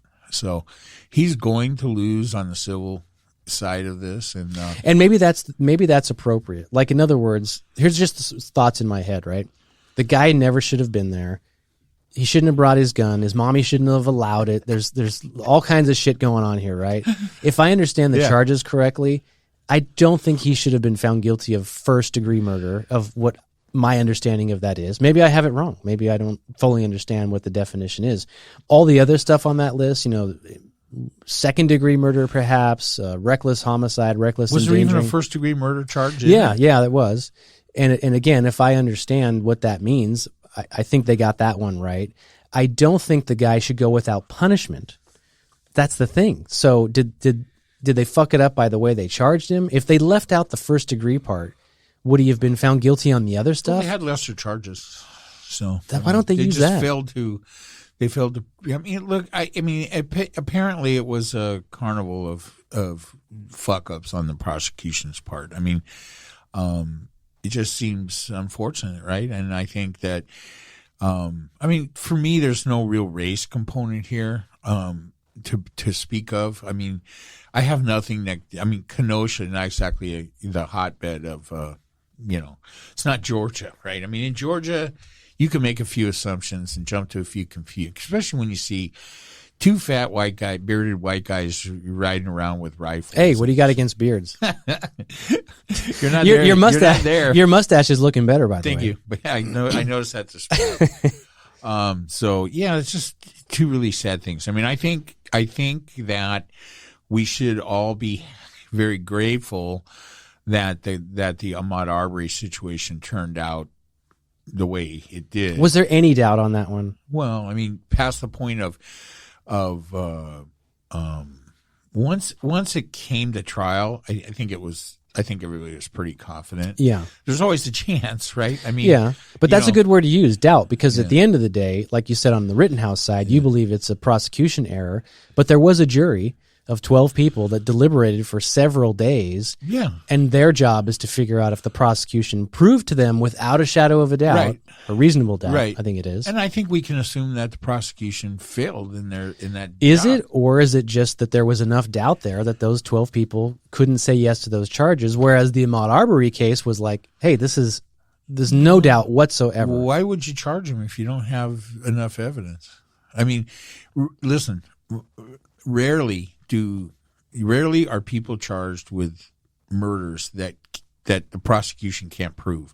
That's a pretty rare occurrence. Just like we see this so much in enforcement all the time. Rarely are these kind of things brought to court, to trial, and without the evidence. And I think that they had all the evidence they needed. I think that the prosecution fucked it up. Well, what evidence? And there could be a lot of reasons for that, right? They didn't put their A people on it. Maybe they agreed with Kyle Rittenhouse, right? Maybe there was pressure. I mean, we're going to find out more down the road, right? Why he wasn't convicted. I think they had everything. I mean, there was video of him there. I mean, just the basic facts of this case show that he shouldn't have been acquitted on all those charges. So, I think. But isn't there a better charge though that gives him some form of punishment that weren't the charges that they levied against him? I guess I don't know. Manslaughter. I don't know. That's what I'm saying. There's got to be something that. So I don't know that that's the fault of the prosecution. Isn't that a matter of, who's the one? Why the fuck are you even there? Yeah, I know. That's what I say. I mean, if he wasn't there, none of that would have happened. Well, I mean, listen, you could take any shooting anywhere and say that, right? Hey, if the gun wasn't there, this guy wouldn't be dead. So that's not an argument that I often make, right? Because I'm not really, guns are not really a big topic for me, right? In the sense that it's just what people do, right? He should be held accountable for what he did. He killed 2 people and wounded another. He should be in prison for a long time as a result of that. Should be the consequence for that. So that the next dumb motherfucker that thinks that's a good idea maybe thinks twice. And you say that because he caused it versus the other example you gave. If somebody literally broke into his house and he shot the guy, you wouldn't want him in prison for that. Well, of course not. Okay. But I mean, it's not that he was there with a gun. It's that he was there, right? I mean, if he had gone there carrying a 7-inch knife and somebody with a gun chased him down, and then he tripped and then he stabbed the guy that was chasing him and killed him, it'd still be a murder trial, right? But it'd be a lot less obvious, though. But would that be better in the sense that, like, who doesn't carry a knife? It just has nothing to do with a gun, right? Right. Do you think that's? Explore that for a second, though. Well, you shouldn't have been there. I mean, I get it. Why do you go to a situation that's out of control and so dangerous for everybody involved, police included? I mean, really think of the danger that the police were in that situation. How does an idiot with a gun make it better for them? That's just stupid. I agree with you there, too. Really, I would not want to prosecute the cops if they just shot him in the back of the head. To take him out of the game. I mean, more importantly, you're fucking this up for us. If your idea is, I am going to go participate in protecting people and property, if that's his thought, that's what he says, right? I guess. So if you in your mind are going to protect police, yeah, but you're going to protect, right? That's the word. The word protection implies that you believe there will be some need for your protection, meaning you're going to get in a scramble. You believed that you were going to get into a scramble. Well, And if you bring a gun, the gun is going to be used. If you bring the knife is going to be. You're going to use what you have. You know, the in conjunction with that trial and the information about it, I've heard that there is more of a tendency for participants in the protests or whatever to come armed. And they are trying to protect themselves from the police. Who's coming armed? The participants. In the protests. Yeah. Well, hey, I'm a big gun guy. I think everybody should be able to have guns. Everybody should bring their guns to the protest. That's just fucking lame. Nobody should protest. That's lame. Protests are stupid. Thank you, Chairman Mao. Hey, you should have a right to protest, but it's fucking stupid. Yeah, but nobody there should have guns. And so when there is a protest of some kind going on, any asshole that shows up with a gun should be arrested. Right, and they didn't because Wisconsin is some state you're allowed to have a gun out. Probably, I'm pretty sure they're here about as backward as they can get. So. Yeah, but I mean, like in California, I think you can't just take your gun out and show it or walk around with it. That's because we do not live in an incestuous backwards, retarded. That's not why. It is. It's because California doesn't want us to have guns, period. Well, I mean, look, minimally, I don't want to see your fucking gun when I'm walking down the street. That's not where I want to live. And to that end, as far as I'm concerned, society has a right to tell you that you can't brandish your weapon. But am I right that in Wisconsin, society there says you can? I don't know. Is that why I don't know about Wisconsin. He must have known that, right, to bring his gun there. I would assume so. Hey, Mom, I'm taking my semi-automatic assault weapon. Can she be charged? Well, how about endangering a minor? No, I'm sure that she will be named in the civil suits that are to come. How come she can't be named in a criminal trial? Because they barely named him. No, they didn't name him. They charged him with 6 fucking counts of murder. Right. There's not barely naming him. Well, they didn't charge her. I know, but to me, you're a minor till you're 18, well, listen, right? If they didn't convict him, the guy that actually pulled the trigger, they're not going to convict her. Well, that's probably true, but they at least could have tried. But the guy's family, one of the two or both of the families of the guys that died, they can name her in their civil lawsuits, and I'm almost 100% sure she's going to be found liable. Well, she should be. And that's what I said about Rittenhouse. He doesn't deserve... She have her fucking tubes tied so she doesn't produce any more of these ignorant fucks. Yeah, like sterilization. Are you in favor of that? No. Hey, listen, there's too many people. That's what I say. Here you go. I just heard myself in the last podcast say that you never miss a chance to be in favor of something that would reduce the population. There's just too many of us. Jesus Christ. And too many of us are doing bad shit. And it all starts with the parents. The parents are choosing to have... who was I talking to the other day? Kind of a random stranger. And they were saying this woman was one of, I think, 11 kids. Oh. I'm like, what the fuck is that? 11 kids? Yeah. Come on. That's too many. My grandmother, born in 1900, youngest of 14 children. 14? Yeah. Yeah, and she was born on a farm in Missouri. I mean, is that when some of her siblings had already lived and died before she was born? Right. Right. Yeah. So, is that when you need like everybody in your household to do the hunting and the gathering and make the clothes and purify the water? No, to work the farm. Yeah. All the shit that it takes to live. And gathering going on there. She. I'm 65, so when I was a kid, she was in her 60s or something, and because I was born she was 56 when I was born, so when in the early 60s or something, she was already almost my age now. She used to tell me the stories about how, when I was a kid, my dad would take an axe and cut off the chicken's head, and then chicken would run around for 5 minutes with blood spurting out of its neck. Well, that still happens. Yeah, I'm like, oh my fucking God. It happens in Wisconsin. Yeah. So, what about this other trial? The Epstein what is the Ghislaine? How do you say her name? yeah, close enough. Ghislaine Maxwell. I don't know that jizz is actually. Oh, it's not. It sounds appropriate, doesn't it? It does. It does. Yeah, just that's an interesting. You can't not say it now, huh? Yeah, Ghislaine. I can't say it right. Ghislaine. Just say Ghislaine. It's not Ghislaine. That's what I think. That's how it's spelled. What is it? Giz? No, Jizz. I don't know. It's not Jizz. It's just GHI, whatever that is. Maxwell. She was. I guess her father was a big entertainment movie maker or something. I don't know. She was the daughter of this really rich guy in entertainment. She's no spring chicken either, so that was a while ago.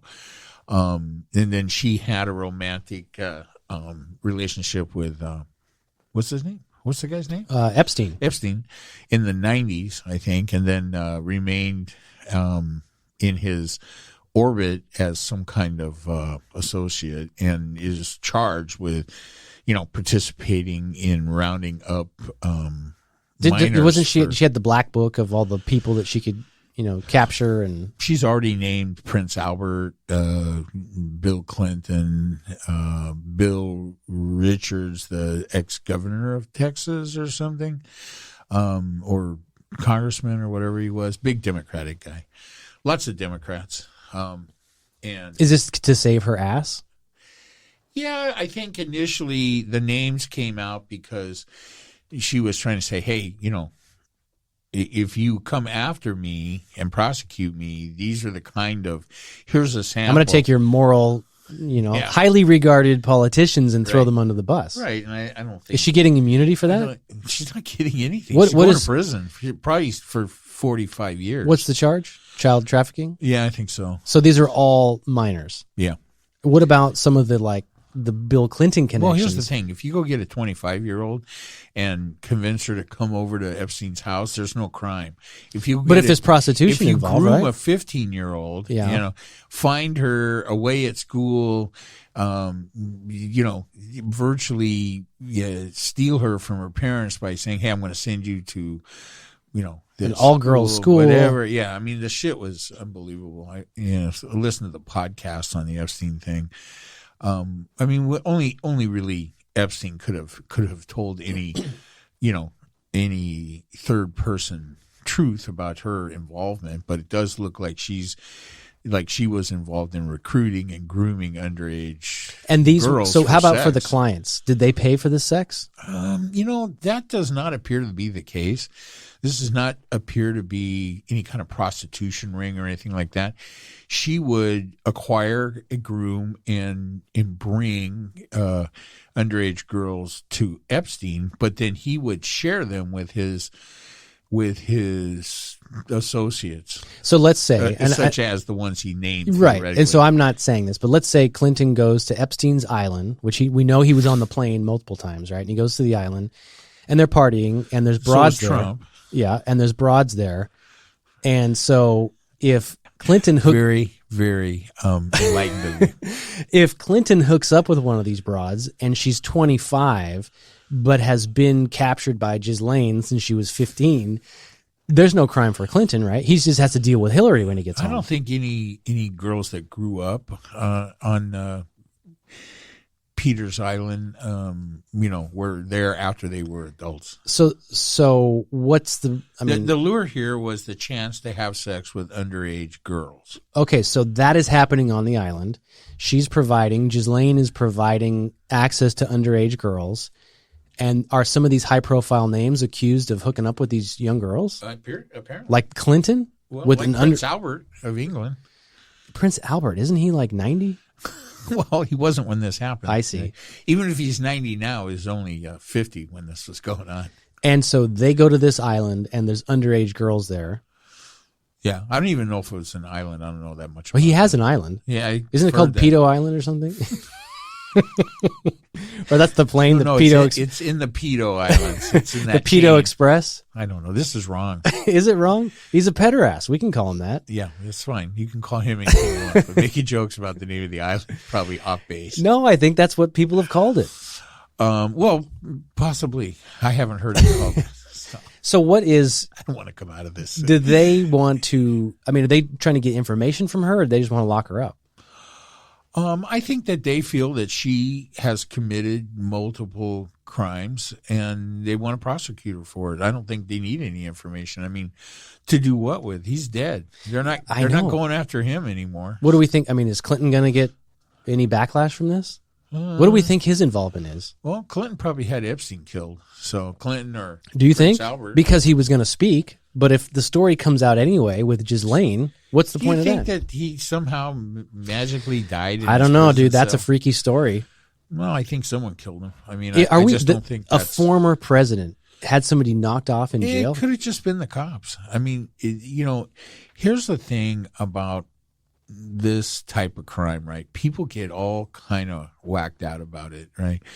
And so, I mean, it could be as simple as the cops in that jail decided that he was scum and they were going to kill him and make it look like suicide. And that's the long and short of it. Right. Or it could be that one of these high-powered people that knew their name was going to come out when Epstein ended up going to trial decided that they would convince the cops in that jail to I don't think that's far-fetched. Right? No, not far-fetched, but is it not being investigated? I mean, could they really get away with it? It'd have to be pretty good. I mean, does the shoe drop sometime down the road when? Well, that's what I'm trying to get at. If Ghislaine has the same information, what's the point of knocking off Epstein if the information's still going to get out? Right. Well, I don't think anybody thought she was going to get prosecuted for this, right? Because, well, I think that post Epstein's death, that more information. First off, she was on the run for a long time, so there was that. Wasn't she in Canada? She definitely had the ability to, go into hiding or whatever. So, why they haven't killed her, who knows? I mean, it's is not she over in jail yet. now? It's a good question. She's in trial, I think. Well, don't you go back unless she's got an ankle monitor? But she's probably a flight risk. It's a little hard to say. I mean, even the people that she's accusing of this are so old, they're about dead anyway. So when did this whole thing start? Like, how long had this been going on? The trial? No, like this whole with her ring of getting underage girls. In the 90s, back in the late 80s, early 90s. How do you even fucking convince people, young, impressionable girls, come live with me in my house of girls and I'll educate you and whatever. I'll provide you food and clothes. But there's this one little caveat. Well, they didn't tell them that part of it. Yeah, but the first time they do it, they know about it. How come they don't leave? It sounds insidious. I mean, it was quite a while ago that I listened to the podcast, the kind of the definitive podcast on that.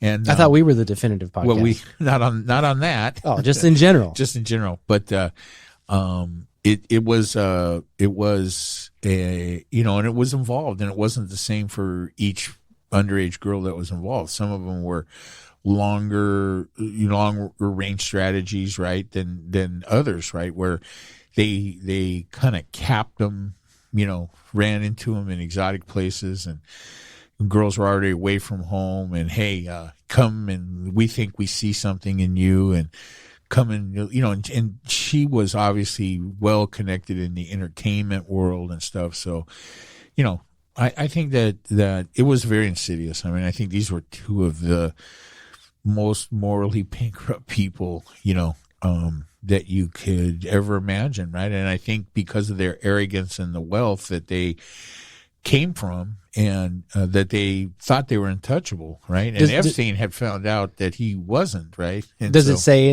or does it, when you were listening to the podcast? It's been a long time, so. Who was the mastermind? Was it Ghislaine or was it Epstein? That's a good question. I don't really remember the answer to. I think it evolved kind of organically. What was he found guilty of? What was the charge? I don't even remember. Did he ever make it to trial? I don't even know that he got convicted of anything. Well, how did he end up in jail? Well, awaiting trial, I think. Is that what it was? I think. He was awaiting trial and he was killed in jail? I don't think he was convicted. I don't think the trial ever happened because he died in the cell. Yeah, but I thought he was. I know that they confiscate all of his assets. They froze his accounts. They stole his plane. They don't need to convict him to do that. They don't? No, well, because they confiscate all that stuff, and then like I thought that you're innocent until proven guilty. They don't go after these guys unless they can prove it, right? So, yeah, but is that? I don't really remember. Did he get convicted and he was then waiting to be sentenced, or he'd been sentenced and he was in this jail. He didn't die in a prison. He died in some local jail somewhere. So he wasn't in prison. You don't. Guys like this don't die like a Martha Stewart prison, like a little kind of fancy. No, I think it was some kind of jail. So I think it was real close to the time of the trial. I don't know. I have to go back and look at all of that. But yeah, that's she's going to be. I think they're going to convict her. She's going to end up in prison, and that's going to be the end of it. I don't think she's going to. I think if she had anything that could somehow secure her. What'd you call it? Amnesty or no? Immunity. Yeah. Right. Mm-hmm. That she would have played that card already. Right. So doesn't sound like she's got that. So she's just giving up the names just to be a dick. I could say, that I got some underage girls for Bill Clinton. We were on a plane with, I hope for his sake. He was good friends with the guy that used to own Alpha Beta, and Debbie used to watch all of that real close. That guy, I can't remember his name. He was a millionaire at the time, multi-millionaire at the time. And Clinton used to hang around with him, and he was known for these kind of excursions and shit, right? Who knows what kind of sick shit these guys did, right? They're rich and they think they can get away with it. I mean, even when he was the fucking president of the United States, with more scrutiny on him than any other person in the world, and he thinks he can have an affair with Monica Lewinsky. But she was an adult. Caught. There were two consenting adults. No, I'm just speaking. I'm not saying anything about that. As far as I'm concerned, that's not even a crime. But poor cigar. It's stupid, right? I mean, look, you are a married president of the United States, and you're having oral sex with, or at least you're getting oral sex from an intern inside the White House, and then you're carrying on at away things and campaign shit. I mean, and you think you're not going to get caught. I mean, how ridiculous. How did that even come out? I don't even remember. What was how did that become a story? Do you remember? Yeah, I think I do. There was a gal that was Monica's friend or confidant at that time, and she's the one that broke the story to the press that Clinton was having an affair, and she secretly tape recorded conversations with Monica where Monica was telling her about her affair with Bill Clinton, and she released that to the press. I can't remember why, because people like to be important. Yeah. Was Monica pissed off about that? Yeah, they were friends, right? And she felt betrayed, and to this day, she I mean, I've heard her speak recently. She did a hour-long podcast with Kara Swisher, and I heard her talk with Kara. She's got a book or something coming out. Yeah, I think I saw that. She's been relatively successful. Yeah, it turned out good for her. She looks good. It did not turn out good for her. It did.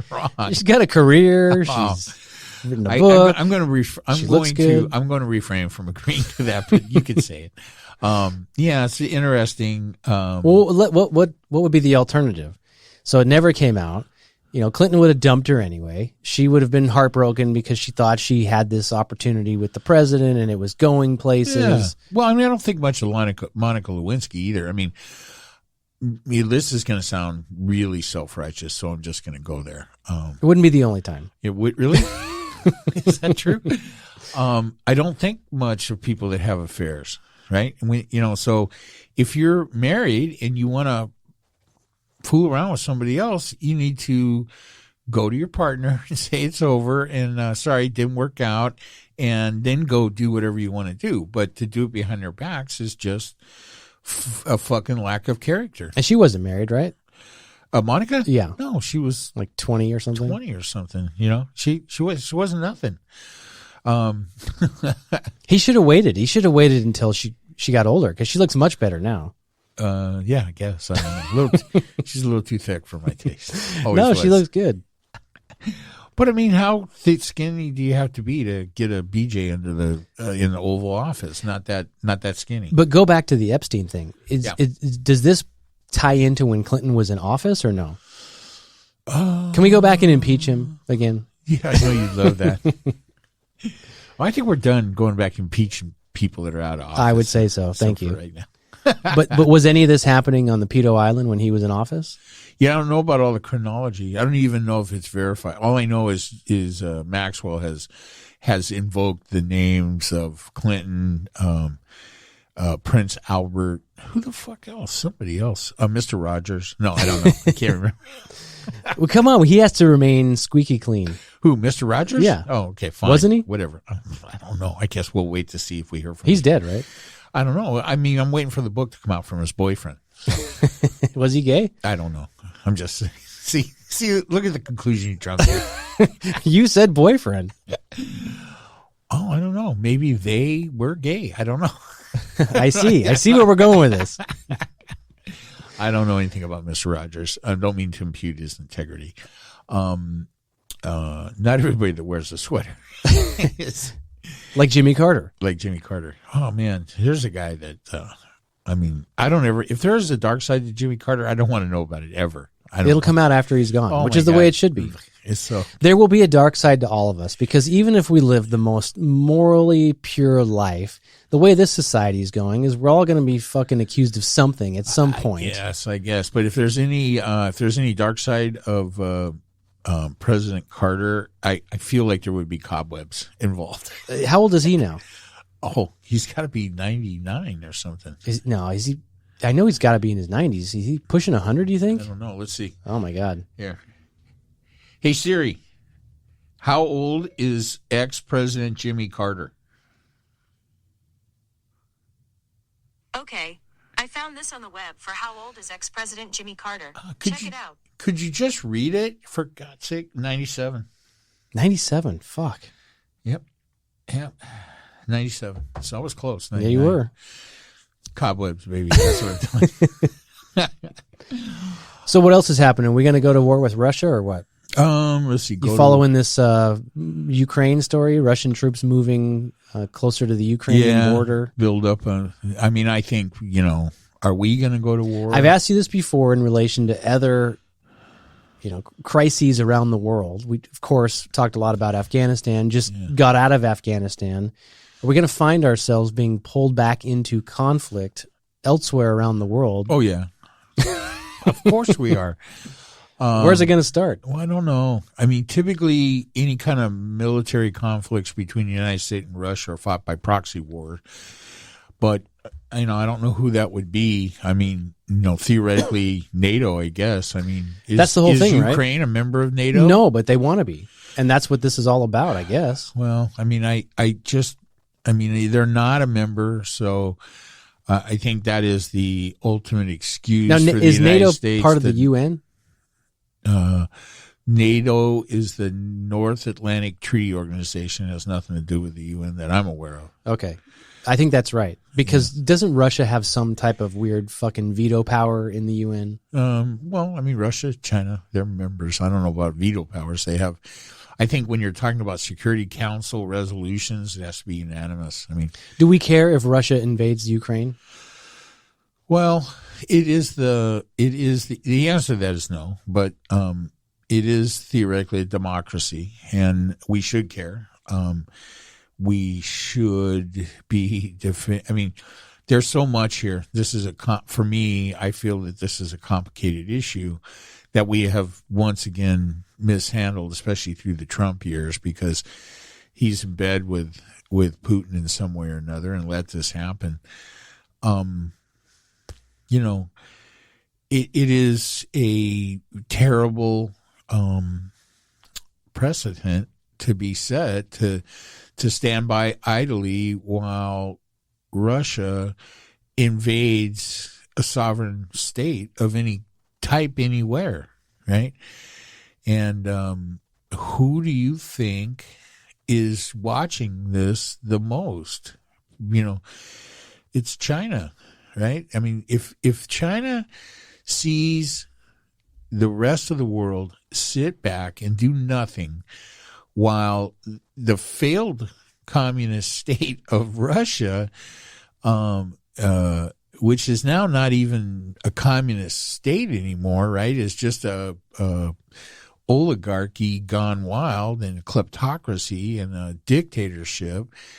And if President Xi of China sees that they can get away with this under the nose of NATO, I just don't know what it means. Yeah, but do you think do China... I give a shit about Ukraine? I don't, but I am concerned about Japan and Taiwan. I don't think China gives a shit and is waiting to see the reaction from the rest of the world of, what Russia does. Well, yeah, that's what I'm saying. Russia doesn't care about the Ukraine. Right. They just want to see what the rest of the world, right? I don't think China even cares about that. I think if China is going to do anything, they're going to do it.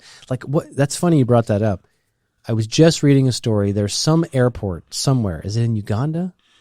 Somewhere that the Chinese loaned like $200 or $300 million to build this airport. It's the only airport there. Yep. And they defaulted on the payment. And so China is literally taking over the airport. Yep. It just happened. Yeah, I don't know anything about it, but I could see them declaring that to be sovereign. That's Chinese, exactly what they did. Right? Yeah. As if it was an embassy or something Yes. like that. So, I mean, but that's the problem. That's where I think the importance of a situation in Ukraine with Russia is not what I'm not worried about getting into a military conflict with Russia particularly.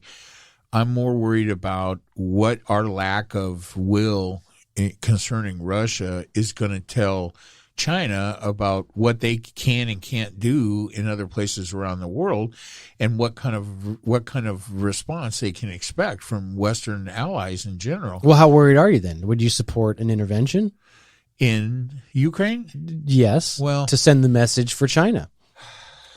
I mean, it's tough, man, to think of having a military conflagration on the border with Russia is dangerous, right? I mean, that is a dangerous situation. I don't know. I don't think I have the answer to that. I don't know that I'm in support of that, because I don't think it ends well. I mean, I don't think that there's enough will militarily with the United Nations to go to war with Russia over a non-member state.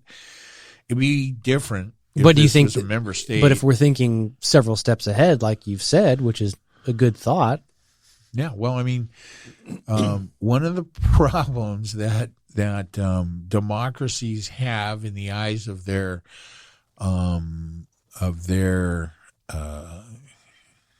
enemies, right? Whether it's an oligarchy like Russia's turned into, or a communist dictatorship like China has turned into, is that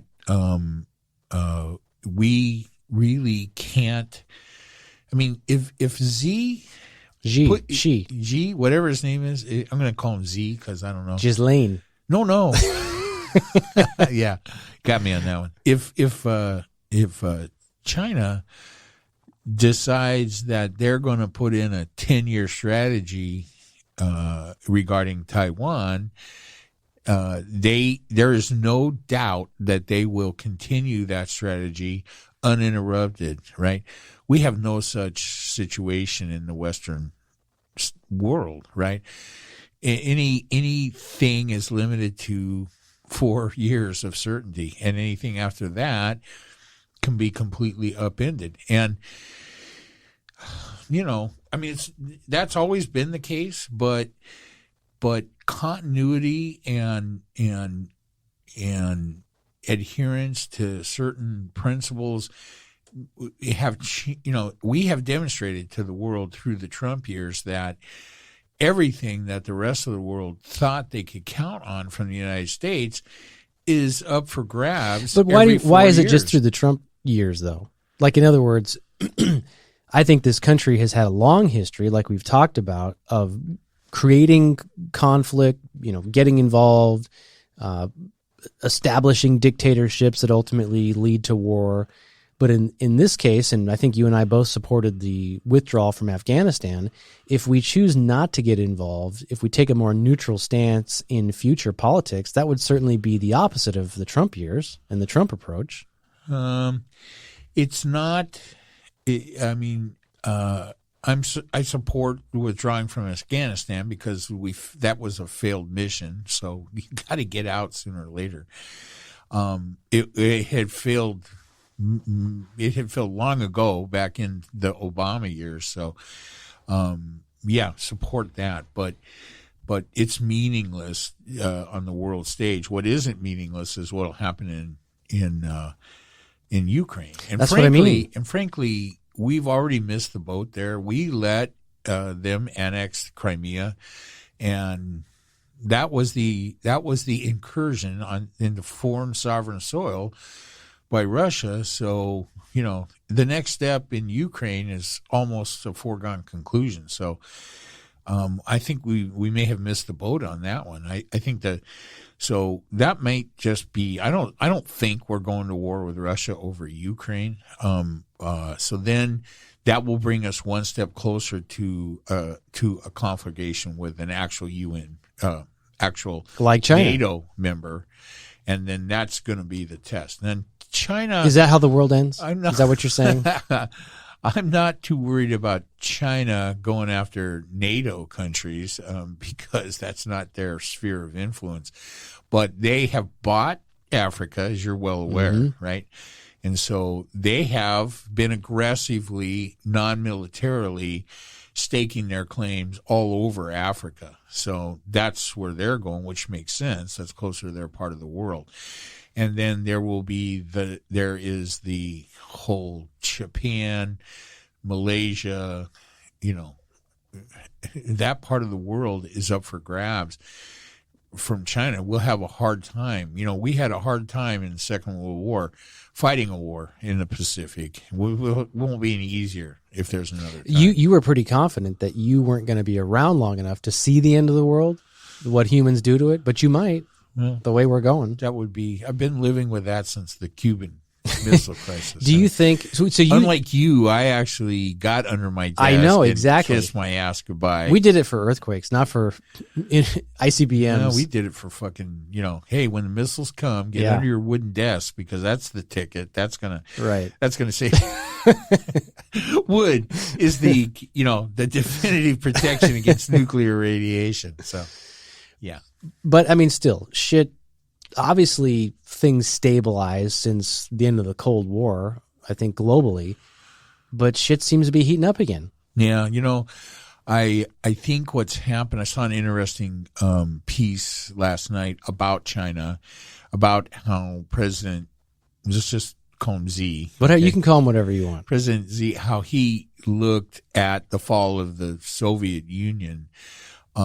And made him determine that was not going to happen to China. So, so everything that has to do with Russia and Putin is of utmost importance to China in the sense that Putin's running a class for them on what not to do. Right? Don't become too American. Don't get weak. Don't do this. Don't do that. Right? So she's he's as worried about China turning into a oligarchy as he is communism failing, right? But the plan to save communism is continued expansion. The plan to save and what do we do about that? Well, the plan for him to save communism is to maintain an iron grip on society and allow people. I mean, there are more Lamborghinis in China than there are anywhere else in the world. Is that right? Yeah, because there's more. Who gets money. To own these Lamborghinis? Rich people. There are more billionaires there now than anywhere else in the world.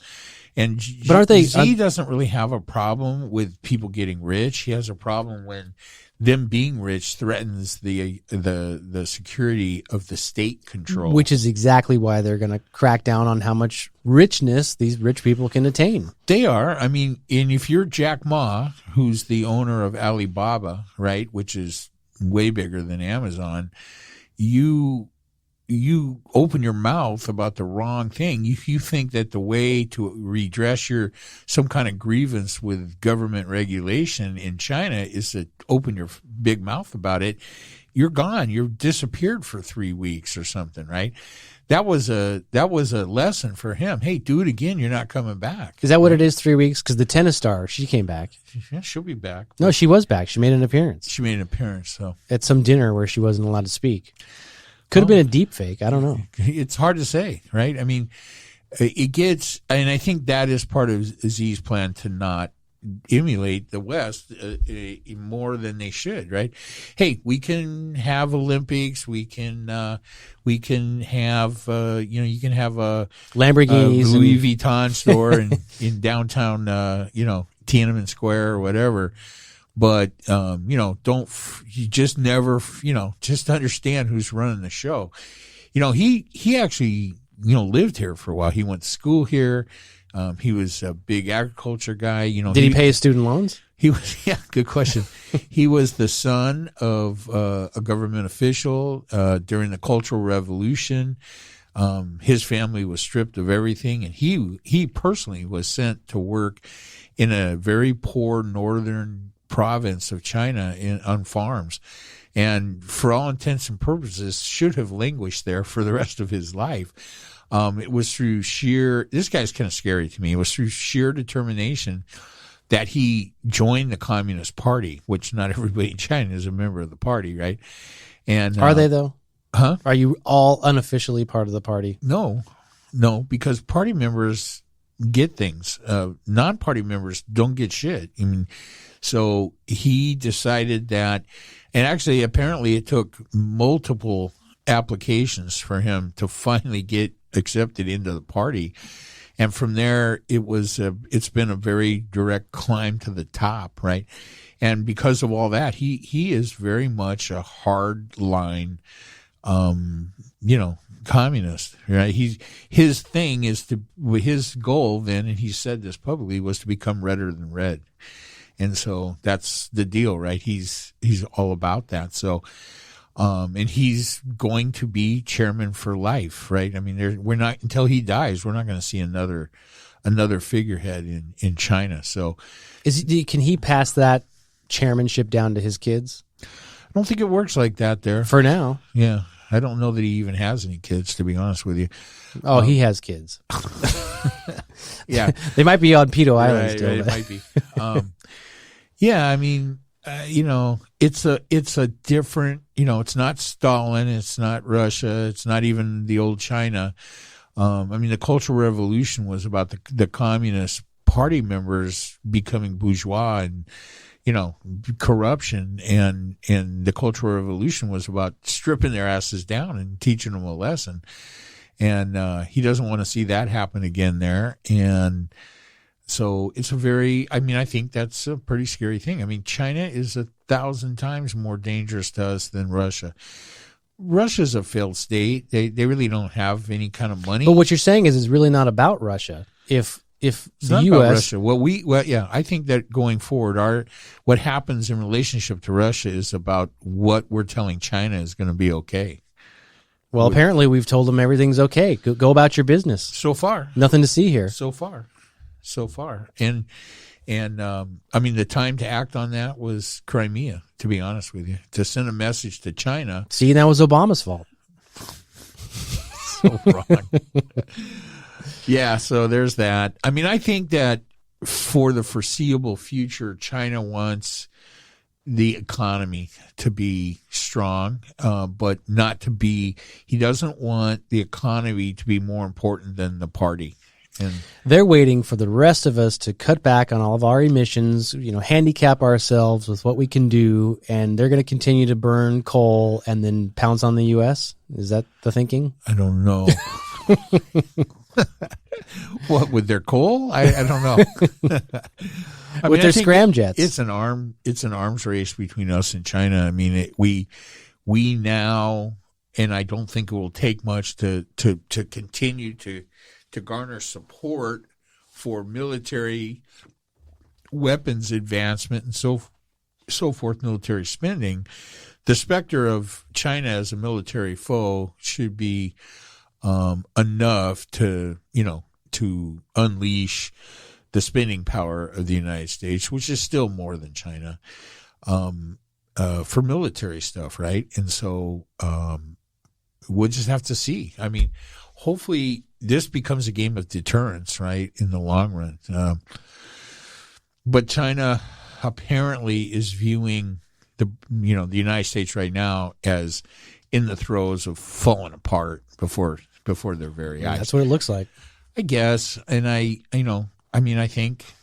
guess it depends if it matters who you blame, right? I mean, it doesn't. I think it, I certainly have things that I blame for that. I think it would be better if we showed a more united front, but look, who knows, right? I mean, things are going to change, and any number of things could happen in China. There is a what's the word? There is a momentum there that could, go out of control. I mean, is it going to collapse? Is that communist state going to collapse under its own weight? We'll just have to see. I don't know. I think the days of big mouth politicians trying to bully China is probably over. I would hope so. Right? I mean, I think we could agree that this never should have been the case to begin with, but when you can get away with it, you do it. But now we have the complete opposite. If we turn into pacifists and do nothing, not as if bullying was the answer and we did anything then either, but it's like you're damned if you do, damned if you don't. That's what I'm saying. The end of days are here, my friend. We've never done I'm trying to leave you with a positive note. I guess we're getting to the end of the program because he started to talk about the end of days. Oh my God! Well, have you had enough fun, my friend? Yeah, this is good. It seemed like it's been a while, but it was good to get back, be on track with our timing. Good to be back on track. Good to see you. Yeah. Good to see the mustache in full growth. And until next time, everybody. All right. Bye.